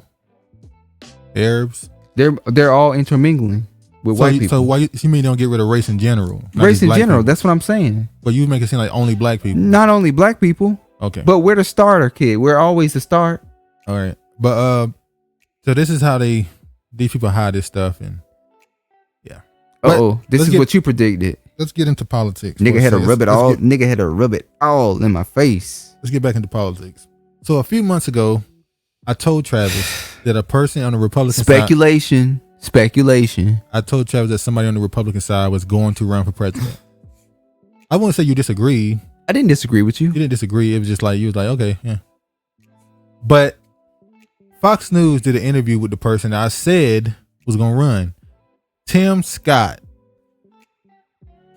You see here, Tim Scott reacts to 2024 presidential bid speculation. So obviously, I'm not the only person that would say he's going to run. I knew, or I think he's going to run after he got on stage and said, police brutality needs to be dealt with because I've been pulled over for driving while black hundreds of times. I said, I've never seen a black Republican come out and not be vehemently against anything they consider to be victim mentality amongst black people. They'll tell you that no such thing as, most black Republicans say there's no such thing as police brutality, there's no such thing as racism, it's all done. The fact that he came out and said, no, police brutality need to be dealt with, I said, oh. He also did say that racism. He doesn't want to be known as the black Congress guy. He wants to be known as American first. However, he does not have a problem with being known as the Black Congress guy. He's a person that's on the fence. He's trying to capture that rural white vote with also trying to maintain that urban support, which is primarily going to be black men. Yep. I gotta say it. We're gonna get to the next. We're gonna get to the next. The reason why I'm saying this because the next person we're gonna show is gonna cause a divide. Just wait, hold on. So this is the interview he did with Fox News. Obviously, he's Republican. He's gonna go on Fox News. Let's listen to what he had to say. A little bit of it. Yeah, this is a long interview. 18 minutes before the top of the hour, South Carolina Senator Tim Scott getting a lot of attention over his successful fundraising for his campaign re-election for 2022. It is fueling speculation that a presidential bid might be in his future, and Brian asked him about it. Yep, I visited the senator in his home state of South Carolina. Ainsley's been there before, reportedly, to talk to him about his political future and more. Senator, oh wait, I'm not. Who's Angela? Who's that? Is that the woman sitting next to him? Yes. Why the fuck she been at Tim Scott's? No, why did he say it like that? Reportedly, Angela been there before. Reportedly, has reportedly been there. I'm sure. Didn't he say that? I don't know, but we caught that shit. All right, this is we got. We just want to ignore that. We got off track. Let's go. It's nothing new in America. Politics. Yes. First off, you got into it because you wanted to give back, and you started off at a very local level. 100%. I started on the county council. I mean, that is as local as it gets, except for the school board. Went to the State House next and spent 2 years in the State House. It was a very short amount of time in the State House. I realized very quickly that while that was a great experience, I wanted to do something different. And so I was going to run for lieutenant governor. And I started running for lieutenant governor, and every place I went around the state, they said, you shouldn't run for lieutenant governor, you should run for Congress. He said, everything you're speaking about is a federal issue, not a state issue. You're there a couple of years, and then all of a sudden, Senator Jim DeMint says, I'm going to retire right away. Right. Governor Nikki Haley, your party and the country. I prefer just to be one of 100, to be one person representing a state and the nation, not the black guy, but just the guy. But that's not my plight, and I'm okay with that. I've embraced it, but I also like talking about people who've been marginalized, and disproportionately, a lot of African Americans have. I'm telling y'all, bruh, he's making his pitch. He's riding let me say this: he riding that fence pretty good. He's like he's not tipping over. He just right on it. He right on it. He walking that rope across and when you're in a circus. But that Negro gonna know. Black people, we don't like people on the fence though. We want you. We don't like you lukewarm. We want you hot or cold. We don't like that lukewarm shit. Had that experience, but in South Carolina, that's true for my rural folks as well. You just said that the rural folks. He didn't say white. He said rural folk. Because white people fall into that. That's the poor white people or the middle America, working class. Blue collar people he's talking about. Yeah. Rural South Carolina has been without representation. Right. Rural America has been without representation. What did you and what do Republicans learn, if anything, from now Governor-elect Youngkin's campaign? All right, that's all we needed. The point is, whenever a person who's going to run for president and you ask them, are you going to run for president? They say, no, I don't want that. They're running for president. He's running for president. Now I'm wondering. See you in 2024, Tim. Now I'm wondering. How they gonna work this out with Trump? That tells me I don't think Trump's running. Well, Trump did make a statement when Fox did a interview with him too. They were asking questions. He said, "Well, I'm not the president. You didn't ask the president those questions. I don't have to worry about that anymore." So that kind of let me think that I don't think Trump gonna run for 20. I think he done came in, did what he's supposed to do, and now they're ushering somebody else to come in. So I believe Tim Scott's gonna run for president, and I'm telling y'all. But the next person, he's gonna get a lot more support. The next person gonna cause an uproar in the household. You're jumping. Just calm down. Just calm down. Let me show this. This is the money they're saying that he raised. As you could, Tim Scott raised saying $8.3 million. Kamala Harris could never. Possible 2024 bid. Now, when people saw how much money he raised, they was like, this ain't just no little Congress money. Or who's backing Mr. Tim Scott? And that's another thing. That means he has somebody really big behind him. Is Trump behind Tim Scott? Behind the scenes? South Carolina Senator Tim Scott took in nearly $8.3 million during the third fundraising quarter, a major sum that highlights the massive finance network Scott is building ahead of prospective 2024 presidential bid. You know, Trump does love his African Americans.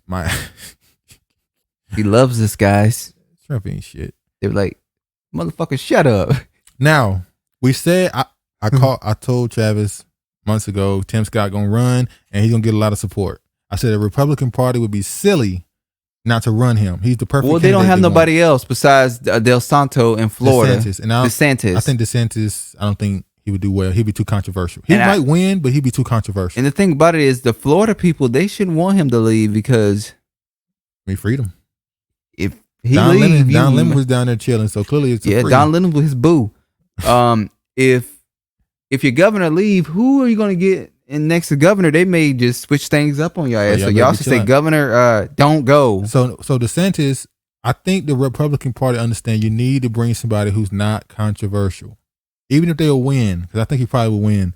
But you don't want nobody who's controversial. You want somebody who both sides can look at and go, And it's hard too, because I'll wait till you get there. It's like, people gonna look at Tim Scott and go, I don't hate him. No one's gonna hate him. It's gonna be like, I mean, we don't know. I think he's not married. I don't think he has any kids, which that's kind of rare in American politics, because you normally you're presented with a family, because when you're presented with family, it shows leadership, your responsibility, discipline.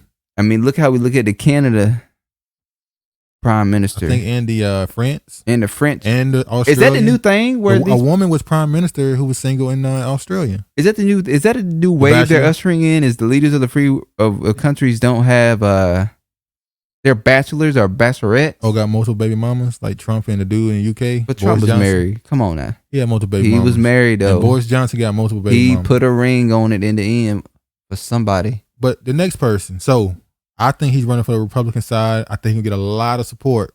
I think if Trump can get 20% of the black male vote, if he can't get at least 40, like, you just a loser. Like, come on, nigga, get to the next person. But the next person, Keisha Bottoms, is running for president. Now you see here, this is an article from May when she dropped out of when she decided that she wasn't going to go for re-election, and they told her they want to bring back the previous mayor. What's his name? Shaheem dude. We know he was getting back in. He a corrupt dude. He said we want to get back to business. But she didn't. She decided not to go for re-election. And then just recently in Virginia, I saw her stumping for that dude who lost. And I said, why is the mayor of Atlanta in Virginia? Out of all the people they can call to stump for him, you wouldn't think she'd be one of them. I know why she's there. Hell, you think they bring out Stacey Abrams for they brought her too. They brought her too. But I was like, the real reason she's there is not to stump for him. It's to get her face on the market. Keisha Bottoms is going to run for president. And that's my theory. It's going to be some. Yes. Now listen. Wait. Let's focus on Keisha Bottoms for a second. If you look at the Democratic side right now, who's going to run? Kamala. Maybe Elizabeth Warren. Amy Klobuchar. Pocahontas out. Would Pete Buttigieg run again? Cory Booker? No. How many would that new girl Chantel Brown run? AOC? AOC still too young, I believe. I don't know. Okay, so now when I say all those names and then I say Keisha Lance Bottoms, sorry, I think AOC will be old enough to run for president, but I think AOC fucked up with the progressive people.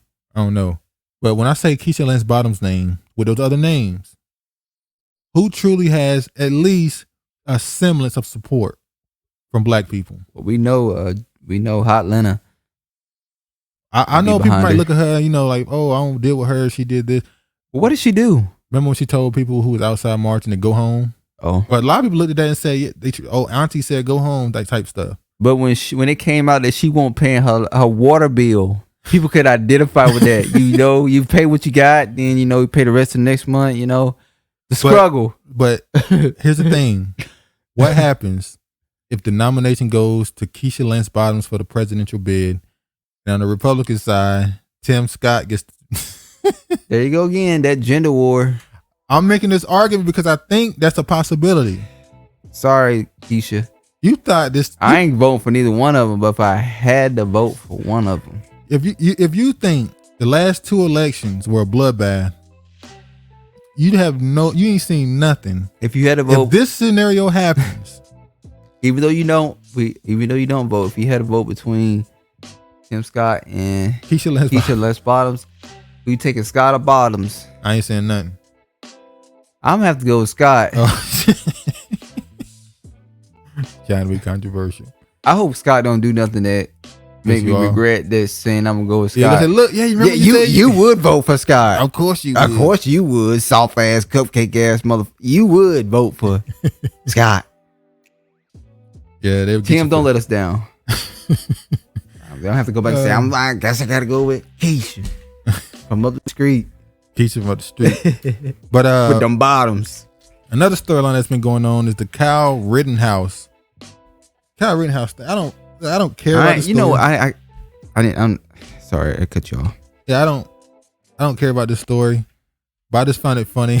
Amazing Lucas has been covering this trial religiously. For like 10 days. I'll subscribe to him and I just go scroll right past it. I just want to show this part of them making fun of him for this. And Mr. Rosenbaum was now running from my right side, and I was cornered from in front of me with Mr. Zeminski, and there were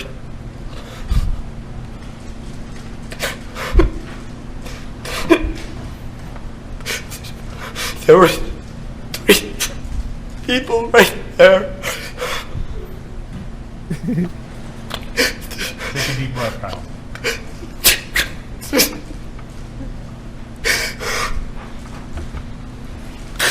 That's what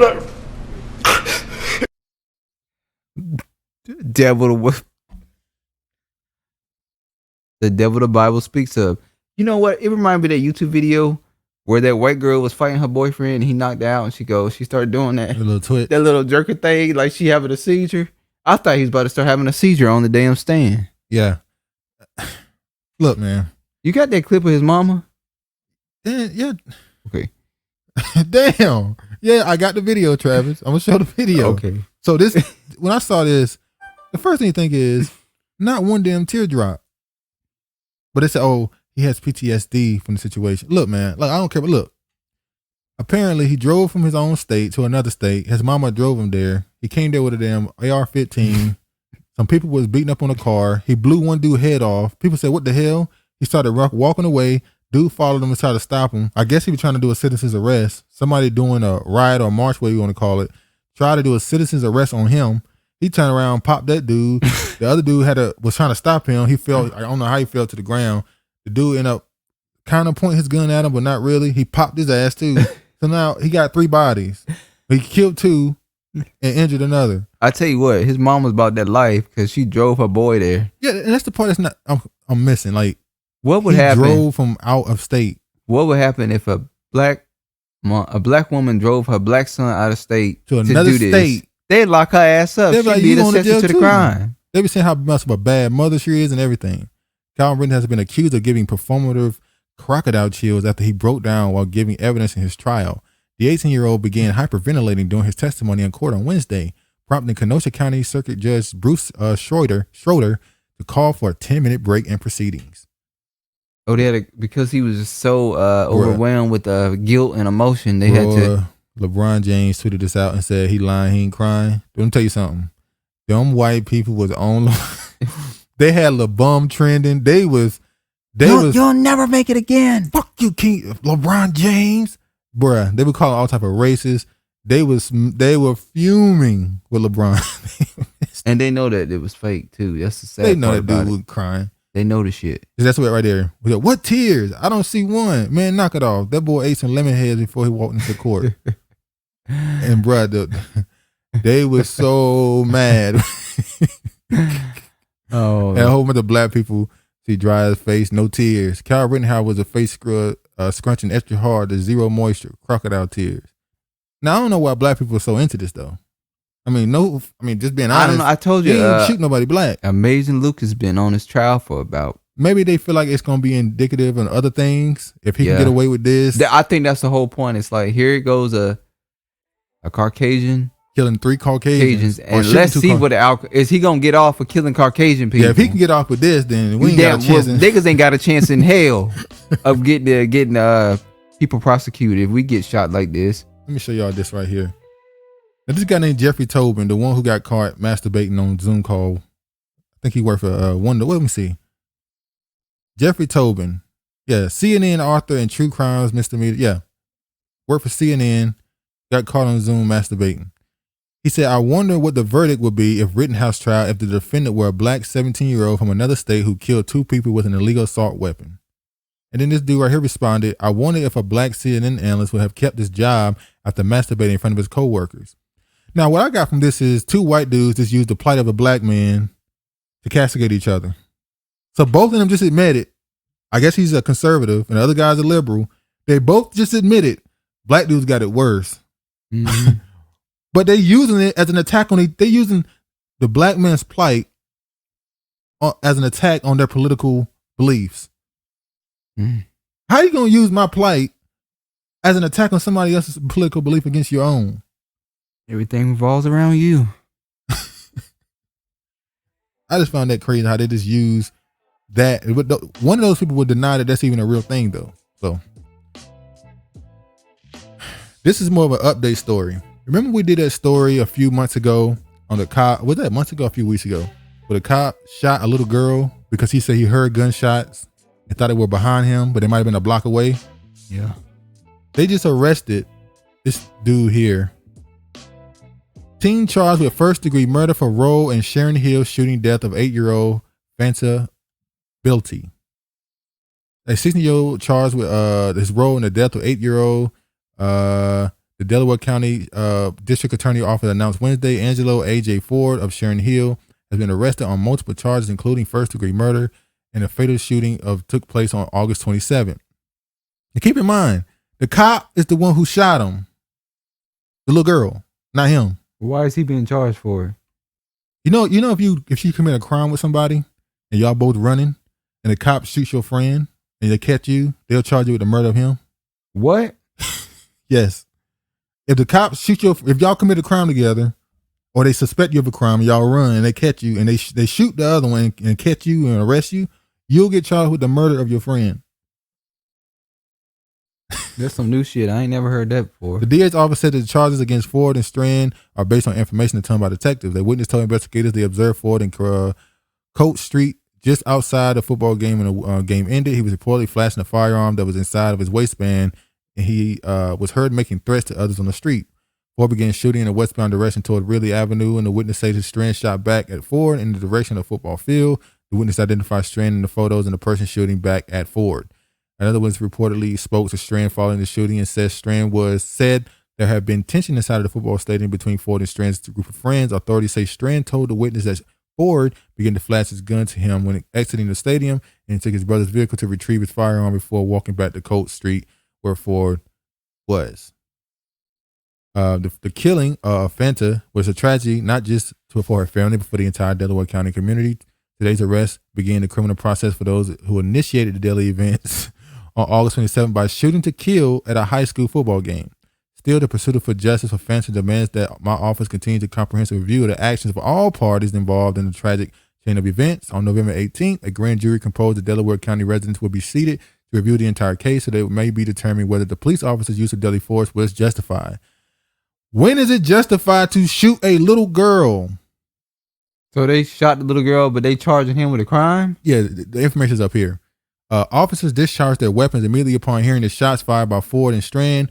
4 of the victims suffered gunshot wounds after being struck by returning police gunfire while standing on the ramp inside of the football field area of Coach Street. 8-year-old Fanta was one of those victims. Wait, so the dudes were shooting at each other, but it says here, officers discharged their weapons immediately upon hearing the shots, fired by Ford and Strand. 4 other victims suffered gunshot wounds after being struck by returning police gunfire. How are you returning gunfire when I'm not shooting at you? Returning police gunfire while standing on the ramp inside of the football field off the Coach Street. 8-year-old Fanta was one of those victims. So they killed little girl, but they charged them with the crime because they were shooting at one another and they had to intervene, and they feel because they shot her, it's their fault. Yeah.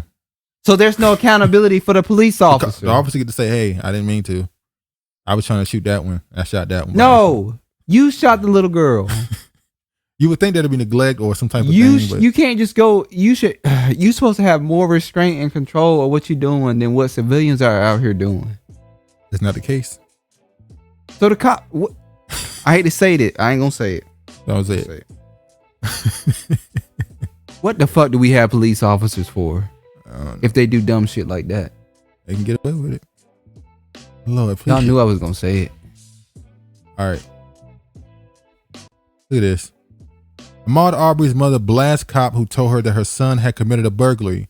Stands on court steps next to Reverend Al Sharpton, who calls it a lynching in the 21st century. You know, I saw Candace Owens trending. She got on social media again. She has no real political views, saying that, hey, we don't know if he was out there actually jogging. Why did he run? Why did he lie about why he was there? To who, the people? Then she said, we can talk about the fact that there was a very the police, the citizen's arrest was done improperly, but let's not make him a victim in the Black Lives Matter movement. So hold on. He's a victim. Then she made the argument that pretty much the argument she was making, which is why I see a lot of people making with the situation. If a white person see a black person in a neighborhood they have and the think right they're to doing something, they have the obligation and the right and the duty to go up to them and say, "What are you doing?" And you have to explain yourself to them. If the black person don't explain himself, they allowed to shoot him. Yeah, that's what happened when you married to a white man. They ain't got nothing to do with being married to a white man. That's let's go down. Ahmaud Arbery, devastated mother Wanda Cooper Jones came out the court after it was convened for the day. She said Ahmaud ran, Ahmaud was chased, Ahmaud was killed, and then Ahmaud was lied on. Cooper Jones also blasted for former cop Stephen Lowry, who gave evidence early in the day. William Bryan told police he wished he had struck Ahmaud Arbery with his pickup truck because it might have took him out and not get him shot. So Ahmaud Arbery got himself shot. He got himself shot. It's his fault. Bryan's comments were read from a transcript on the interview with former Glenn County Police investigator Stephen Lowry. Bryan also told Lowry he angled his truck 3 times to cut off Arbery, alleging that the jogger had tried to open the door but denied striking the running man. So wait, if you try and pull up in front of me 3 times, what? That's the problem. I didn't try to take your truck. You impeding my progress right now. The jury also heard a transcript from the police interview where ex-cop Gregory McMichael claimed Arbery knew he was going to get away. Outside of the courthouse, civil rights activist Reverend Al Sharpton demanded justice for the jogger and killing he described as a lynching in the 21st century. Sharpton also criticized the jury seated for the trial, echoing prosecutors' claim that it was disproportionately white. So have they put out the trial, the people who are on the jury? Yeah, they already started. How many people? I think it's mainly white. It's white. I think it's like 1 black person or person of color. Yeah, I think it's 1 person of color on the whole thing. So that's intentional. Yeah, very. I told you about the shit they're doing. Now, speaking of Al Sharpton, this is what the lawyer, I guess this would be the defense lawyer, had to say about Al Sharpton. Oh, race hustler. Yeah, Al Sharpton and his presence at the court in the hearing and all that stuff. But if we're going to start a precedent starting yesterday, where we're going to bring high-profile members of the African-American community into the courtroom to sit with the family during the trial in the presence of the jury, I believe that's intimidating, and it's an attempt to pressure, could be consciously or unconsciously, an attempt to pressure or influence the jury. To my knowledge, Reverend Al Sharpton has no church in Glenn County, never has. Hasn't been here since Elaine Brown ran for mayor, to my knowledge. But we have all kinds of people. We have school board members. We have county commissioners. We have all kinds of pastors in this town, over 100. The idea that we're going to be serially bringing these people in to sit with the victim's family one after another, obviously, there's only so many pastors they can have. And if their pastor's Al Sharpton right now, that's fine, but then that's it. We don't want any more black pastors coming in here, or other Jesse Jackson, whoever was in. You see the white, you see the white woman like, oh my God, he just said it. You see the watch her reaction to what he just said. Just watch this. Coming in here, or other Jesse Jackson, whoever was in here earlier this week, sitting with the victim's family, trying to influence a jury in this case. And I'm not saying the state is even aware that Mr. Sharpton was in the courtroom. I certainly wasn't aware of it till last night. But I think the court can understand my concern about bringing people in who really don't have any ties to this case other than political interests. And we want to keep politics out of this case. So I'm asking the court to take appropriate steps to make sure that the gallery, which is already limited in this case, isn't being utilized for a purpose that could be viewed as improper. Thank you. The judge looked like he actually... he had the galls to say what we all were thinking. Thank you. Any other defendants? He said, we don't want any more black pastors. You could bring a couple white pastors in here, but we don't want any more black pastors in here. Motion. I don't know if it's a motion. And you notice, it's not really a motion. It's a reminder of the court's previous instructions to keep outside influences outside the courtroom. So the judge is asking, what was the motion that he wanted? What he want me to do? To literally ban black pastors? So the guy's like, we want to keep outside forces from being a part of this case. And it's like, you can't stop people from coming. These idiots, they're asking him to literally stop black pastors from coming into. From state? It's a public courtroom, and I have no idea how the Reverend Al Sharpton appeared to be here. So the state had no part in that whatsoever. So the state is unaware of how that occurred or how he came to be seated. So everybody seemed kind of scared to touch it after he said it. They were like, I don't know. How can you be a defense attorney but you saying the victim family? And clearly he's a victim. Yeah, he did kind of say that, yeah. All right, let's get into a little bit of COVID news. Just a little bit. Look at this right here, y'all. Pfizer CEO says people who spread misinformation on COVID vaccines are criminals. Your mama a criminal. So this is comparable to what we just said. You know, Ahmaud Arbery is getting called a criminal. So if you say anything, they say misinformation. So basically anything bad about the vaccines, you are a criminal. We've heard people say that, you know, if you're against the vaccination, you speak against it, you should be prosecuted. Or if you go to the hospital, you should be turned away. Yeah, to die.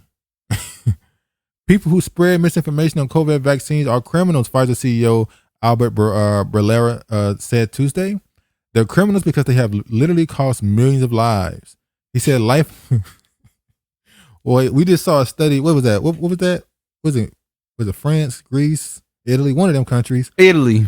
They said that they had 130,000 deaths. They went back and checked the books. It turned out to be. It was Italy. It was Italy. The one where the Big Bang started off with. You know, the hundreds of people, thousands of people in bed in the hospitals. You know, they didn't have no more room. They went back and revisited the numbers and found out. What was the number after they found out? Wasn't it 100 and something? No, it was I want to say 1,300 or something like that.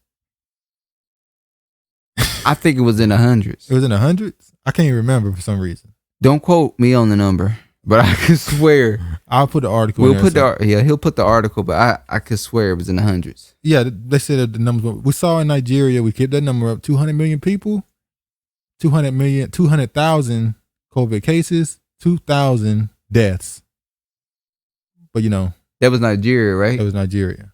And the reason why we use Nigeria because we want to use a country in Africa because they were trying to buy all these vaccines, and it's like, why your numbers are so low? Their own citizens are in the comment section saying, we don't need it. We don't need vaccines. People who spread misinformation on COVID vaccines are criminals and have cost millions of lives.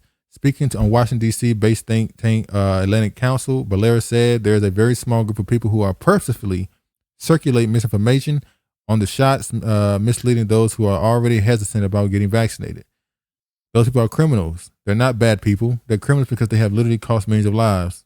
Criminals aren't bad people. Well, I guess there's people who are criminals that's not bad. You mean white collar crime? Yeah, Robin Hoods. People who do stuff bad for a good reason. You're not a bad person. You committed a crime. Not all crimes are bad. Getting a speeding ticket, that's a crime according to America. But are you a bad person for getting a speeding ticket? You're not obeying the law. Oh, here you go. All right. Well, those comments come as millions of eligible adults in the U.S. have yet to get vaccinated, even though the shots have been available for most Americans most of the year. Public health experts say misinformation is likely playing a large role. I'm so tired of hearing the word misinformation and disinformation. I'm so tired. I prefer fake news. It was unpacking. We got to unpack this. I'd rather hear fake news. I'm so tired of hearing them damn words, bro. Fake news, fake news, fake news, fake news. God damn. Donald Trump, man.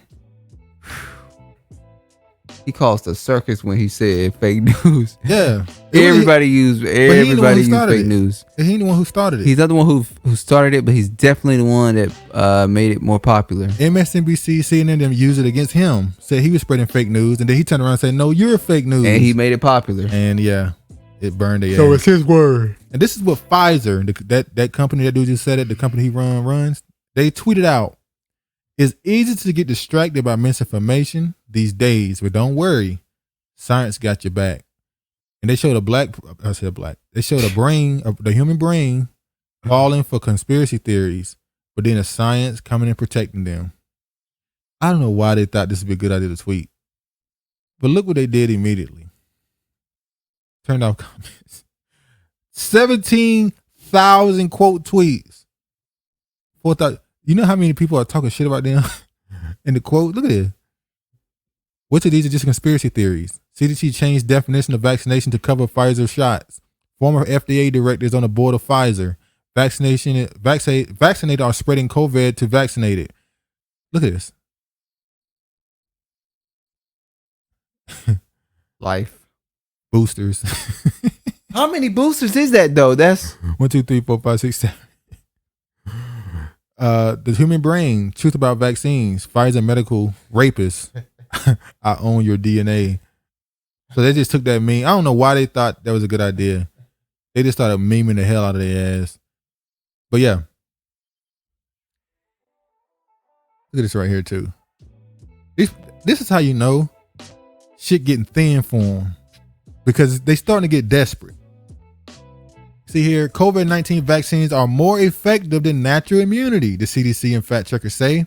In a report published on August, the U.S. Centers for Disease Control and Prevention said that a study showed vaccines offer better protection than natural immunity gained from a prior infection, which wanes over time. In addition, go ahead. So they're now telling people who've already gotten COVID-19. Yeah.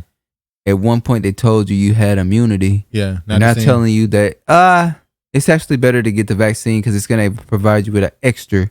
Now keep in mind, the aunt we're talking about, she had COVID, got over it, then got vaccinated, and still got it again. So she has double. Possibly, yeah. She has to wait 5 days to see, but there is somebody in the household who has contacted it, but she has to wait 5 days. And she's saying the symptoms that she had are the same, are worser than the first go around. So she had COVID, then she got over it. That's supposed to give her immunity. But then she got vaccinated on top of that. We're supposed to give her double, triple immunity, and she still got it again. And she's struggling. She's struggling. She's in our prayers right now. I got to pray for her after we done. Yeah, protection, the natural immunity gained from the prior infection, which wanes over time. In addition, natural immunity differs from person to person. Even those who have had COVID can benefit from the vaccine because it boosts existing immunity, the AP fact checkers reported. Now, this is kind of strange because if you look at this article right here, this is November 10th. Israeli study shows natural immunity delivers 13 times more protection than COVID vaccines. So which are we going to believe, Israel or America? Oh shit, it's the same thing now. Israel is America. Well, Pfizer is created. Pfizer's in Israel, right? I don't know. As a Delta wave of COVID-19 continues to decline from the mid-September peak in Washington State, Many people are concerned about the declining efficacy of the 3 approved vaccines from Food and Drug Administration. The government has authorized at-risk patients to begin getting boosted shot for any of the Pfizer, Moderna, or Johnson & Johnson vaccines. Yet an estimated 745,000 Washington citizens have already recovered from COVID vaccine, according to the Washington Department of Health. Their body has successfully fought the virus and has developed not only antibodies, but B and T cell lymphocytes to provide defense against the individual encounter with the virus again. All right, now look at this right here. We're going to scroll down. Oop. Pfizer was founded in Brooklyn. It said, yet a smaller CDC study offers a different conclusion, that the vaccines offer better protection. While the Israeli study had 10 times more people, they primarily used the Pfizer-BioNTech vaccine. In the U.S., 3 are approved, including the Pfizer and Moderna and Johnson & Johnson vaccines. The increased risk was significant for symptomatic disease as well, states the Israeli report. There was a waning natural immunity identified as well, identified vaccinated individuals as a 5.96-fold increased risk for breakthrough infection and a 7.13-fold increased risk from symptomatic disease. There was also a greater risk of COVID-19 related hospitalization compared to those who were previously infected. Israel is one of the most vaccinated countries in the world. This summer, they experienced a 4th wave of the Delta variant in COVID-19, including those who are allegedly protected by the vaccine. Israel has 1.3 million people who got sick from the virus and 8,130 who died. Now, that article is saying that. Now, let's go back even further. And I couldn't find the other article, whatever. You see here, Dr. Ismail Avery. This was a video they put out of doctors saying, you trust us, right? So you should listen to us and get vaccinated. The people in a few years, they're going to take the biggest hit in public opinion are going to be teachers and doctors. Mm-hmm. Teachers and doctors in 3 to 4 years are going to be the most despised profession in this country. They're going to spit in these people's faces. They don't understand. The scientists too. The scientists, people already hate them. But the doctors and the teachers, oh my God. People are going to detest these people in a few years. But let me show you what they had to say. We are your doctors. You trust us. You trust us. You trust us. You trust us. You trust us with your life. You trust us with those you love. So trust us when we say, get vaccinated against COVID-19. The vaccines are safe. They are proven to work. You may have wanted to wait, I get it. But don't wait until it's too late. Trust us. Trust us. Trust us. Trust us. You know, one thing you learn growing up in certain environments is when someone tell you to trust them, don't trust them. The people who are trustworthy, their actions are going to make you trust them. When someone has to tell you, hey, trust me, they're not trustworthy. In Cook County and Chicago? I don't know if they're talking about the same one. Okay. But yeah, the fact that they brought doctors on there to try and hypnotize you, almost Orwellian type, weird, believe shit for me. Somebody asked the question, do you trust them? Most people saying, no. If you have to tell me to trust you, there's no way I should trust you. Johnson & Johnson. Johnson & Johnson, I don't know how they still even a company at this point. Like, Johnson & Johnson to spin off customer products and focus on pharmaceuticals. Why not? All this damn money you making from it. All you get is lawsuits from that cancer powder. Baby powder you give out. Yeah, people putting it on we're not in the South, but they talk about where they put the baby powder. They put it in a place where they keep, certain areas from getting sweaty. Where they put the purse. Johnson & Johnson plans to spin off on customer health division to sell that sells Listerine and baby powder to focus on pharmaceuticals and medical devices, the biggest shakeup in U.S. company 135 history. The move by the world's largest health products company follows similar announcement of conglomerates Toshiba, General Electric, as well as J&J rivals, and underscores how big diversified corporations are under pressure to simplify their structures to increase focus.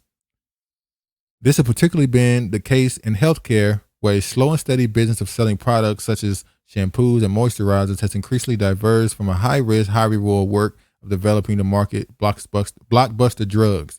We think these have evolved as fundamentally different businesses. See, what they're saying is, look, man, we want the big money. Y'all suing our ass all over the place for the other stuff.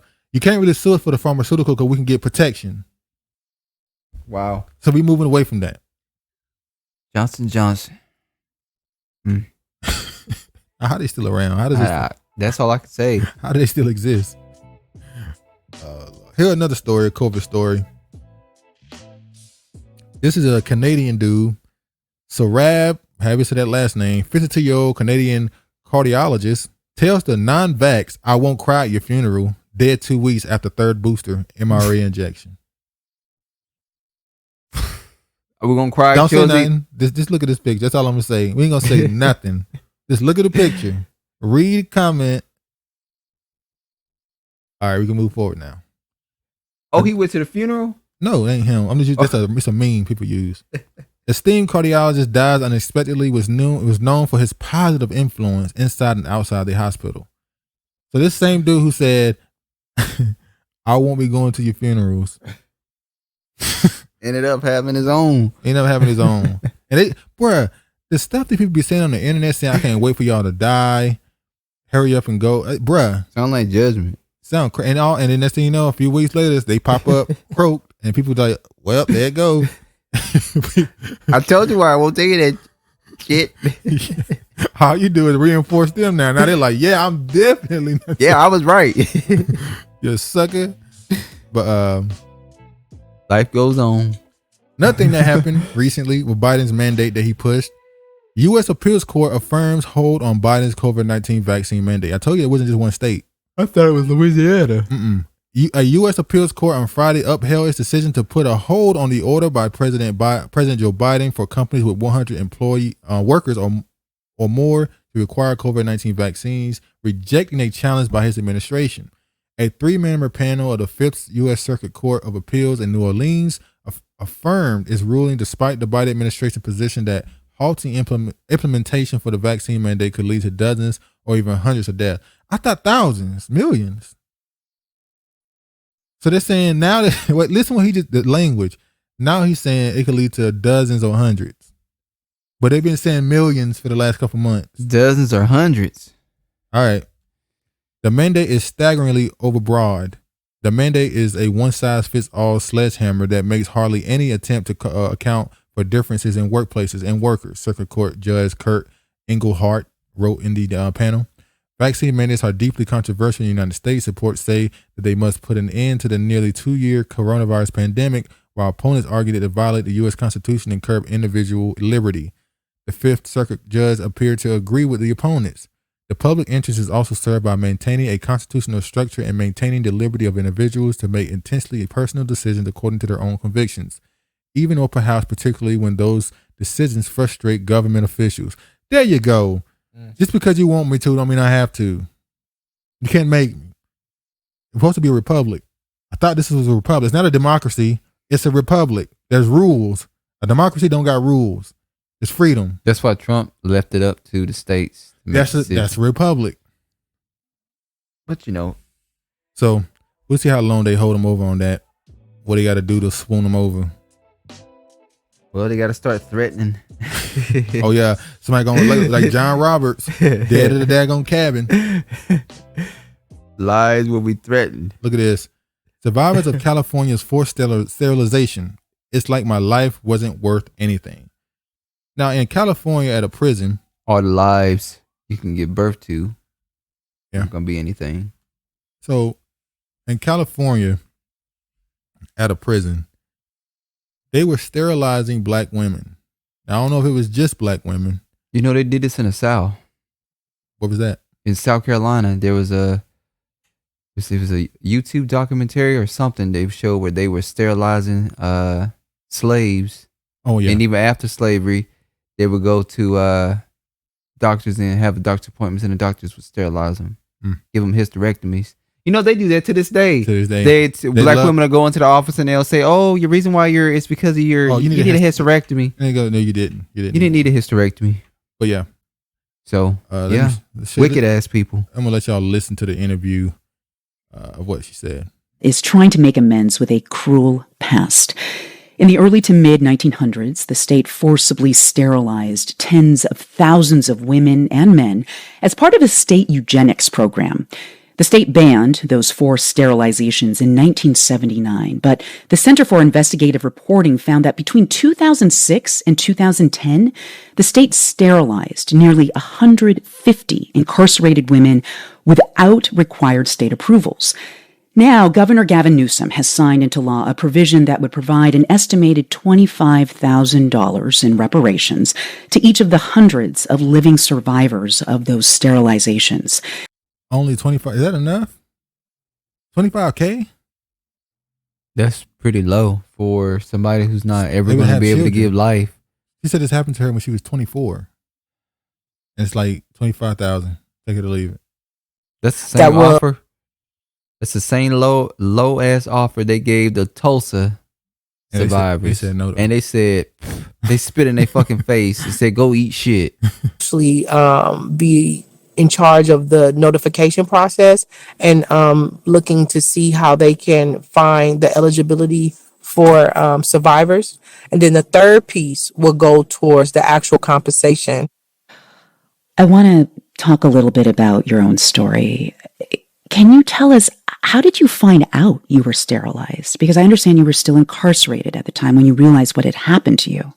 Yes, I was incarcerated at the time, and I was 24 years old when I had undergone a surgery that was an abdominal surgery that was a simple procedure to check for cervical cancer and as well as address some possible cysts that may have been on the outside of my uterus.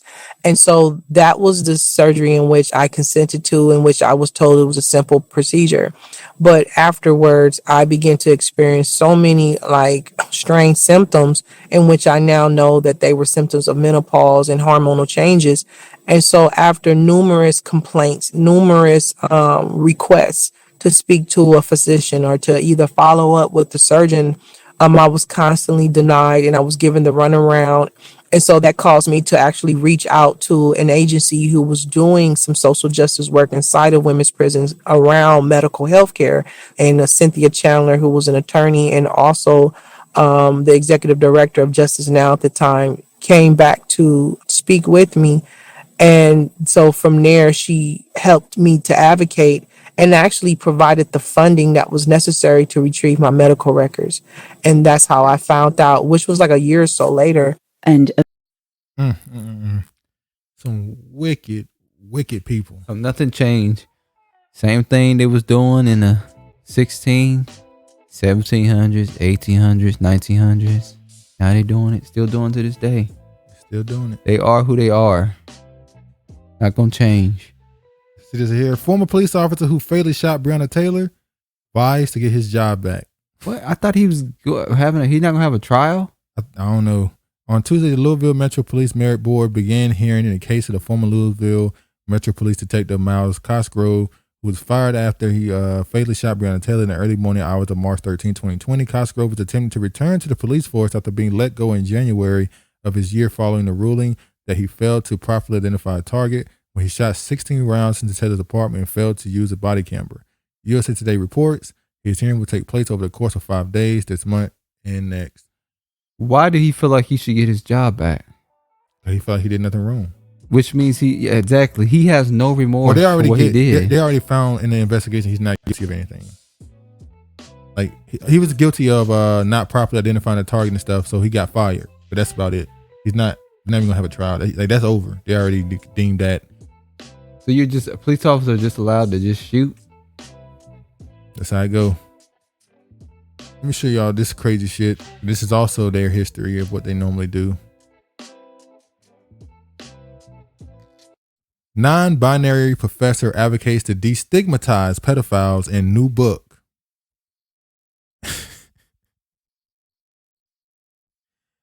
Y'all listen.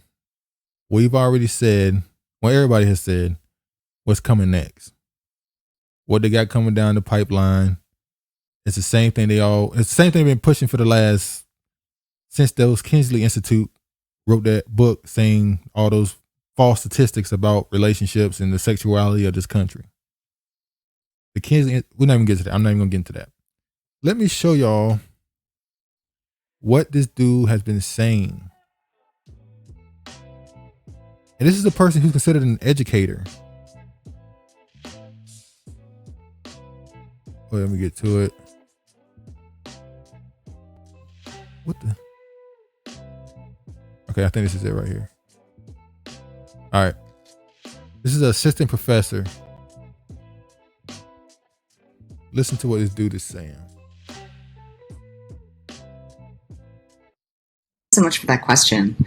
I use the term minor attracted person or MAP in the title and throughout the book for multiple reasons.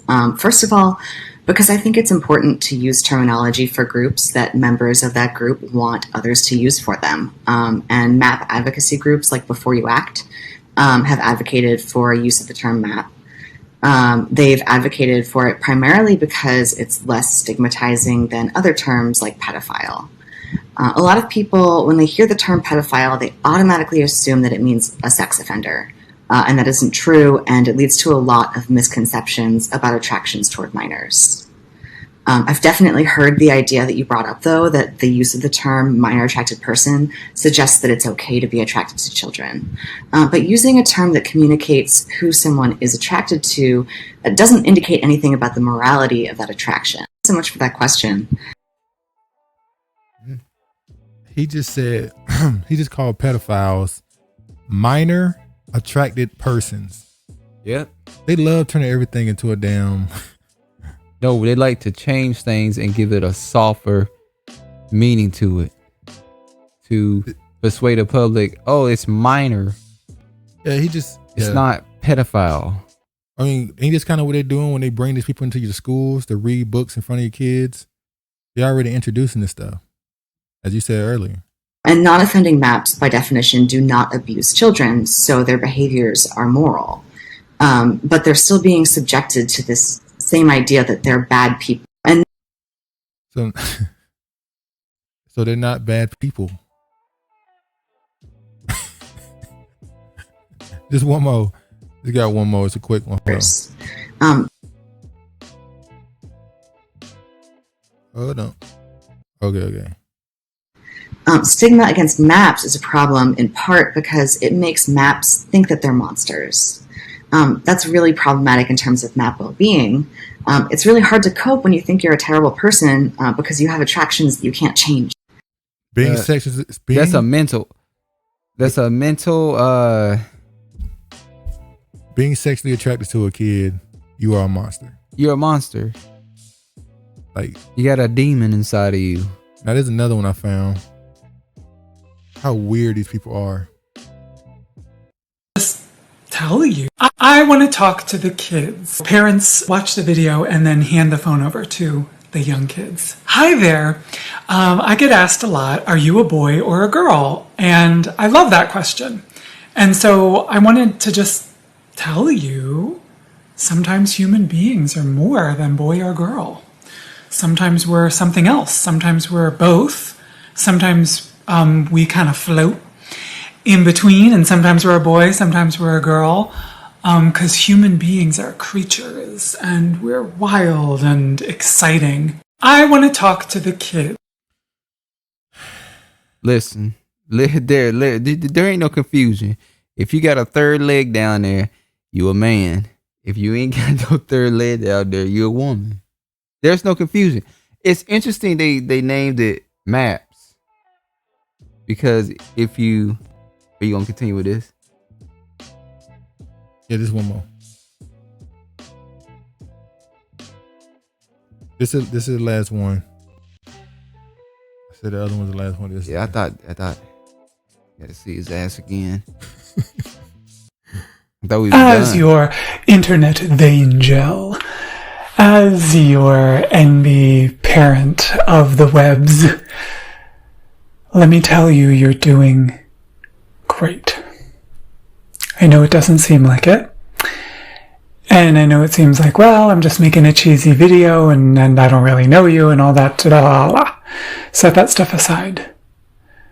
I do know if you need a place to be and to be safe, you can do that here. My page is your family. This is a family. I know a lot of you have been stuck for months with a family that is not good, that is not respectful, that is dangerous even. You are safe here. You deserve a kind, good, loving, accepting family. And this is it. That is called grooming. The children. He's grooming children. Okay. As people said in the comments, look at this person. Thank you. You know who that is. Is this a grooming in plain sight? Yes, it is. Step 1, paint normal, healthy parents with irrational concerns about their child's well-being and wanting them to be accepted of they actually are as abusive, hurtful, and dangerous even. Step 2, use groomed kids as political and emotional pawns to get what you want. Safeguarding, red flag alert. Why is this not an option to report grooming? I would highly suggest parents read this. Hold on to your kids. Why parents need to matter more than peers. Yeah, so the people obviously called it immediately like, man, this dude's trying to groom kids. Yeah. Now, what are we talking about? So now you brought up MAP. If you go to the WikiLeaks pedophile code words Podesta page, now this was what was found in the emails. Now MAP means semen. Yeah. I just find it kind of weird. They use that word. Yeah. They use that word MAP. Yeah. When we already know that there's a list of words that they've been using for code. Yeah. For children, little girls, little boys, male prostitutes, person of colors. It's very strange. Black people, protect. I know that's a white dude, but protect your kids, please. This stuff is going on in the schools. Protect your kids. Be careful. This stuff is getting more pervasive throughout the internet. It's already very popular on all these social media. YouTube, Twitter, Instagram, TikTok. Lord have mercy. All these websites is very heavily on there. So please, if your kid likes TikTok, be somewhat cognizant of what he's watching or she's watching. Please. But yeah. You got anything else you want to say? Nope. Thanks for watching the video. Damn, you can just cut it. Oh, he died. He done. Y'all know already. He get quiet for the last 10, 20 minutes. He done. But anyway, man. Hope y'all liked the video. Enjoy the content. Thanks for the people that showed up for our premiere. We did the live premiere, stream. The premiere. Thanks for the support. Yeah, we might do that again. I don't know. It depends. Y'all can tell us whether or not y'all like that or not. Yeah. But anyway, man, I hope y'all enjoy it. Please like. And one more thing. Now you said, hold on. You just said you have shit else to say. Can I speak my piece? Oh yeah. Thank you. If we do go live again, I'll do a premiere video. Please interact. This time when it go premiere, we will interact more with everybody in the comment section. Yeah. That was all I wanted to say. All right. You sure? Yeah, nigga, I'm sure. All right. I hope you enjoy the content. Please like, comment, subscribe, share the video. There's one more. See, you playing games now. But anyway, man, y'all be safe. All praise to the Most High. And peace, man.